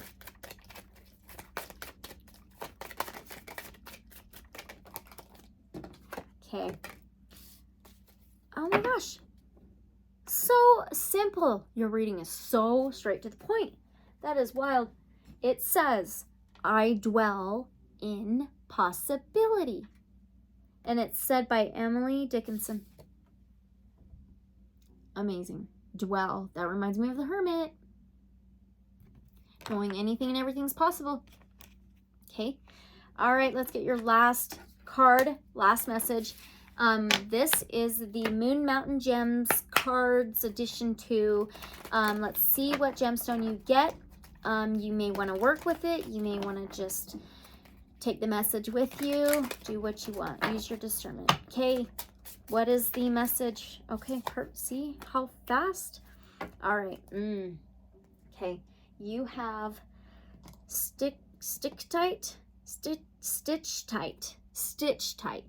I've never heard of it. But it says heart chakra. It's for the heart chakra. Okay. And it says chemistry. Vibrant purple and rose pink masses found in plate-like layers. And it says beneficial for love, skin, ADHD, sincerity, self-love, energy flow, and heart. And it says healing properties. Stitch tight promotes companionship and allows you to express your love. It aids in manifesting your true self and keeping an open mind. It releases trapped emotions and promotes a positive attitude. Okay? You have to keep that in mind, okay? I'm very curious. I'm going to look this up because I have no idea what it is, but it sounds good. All right. Okay, pile number 3. This was your reading. So please just take what resonates. Leave whatever may not resonate. Use your discernment. And I appreciate you guys being here so very much. Don't forget to like, comment, subscribe, and share. And I just would love to know how this resonates if you want in the comments below. And I also have my email in the description below if you want to check it out and email me. So thank you guys so very much. And I will see you guys in the next reading or video. All right, pile 3. My left ear is like being, I don't know, clogged or something. It's so weird. Anyway, all right, guys. Bye.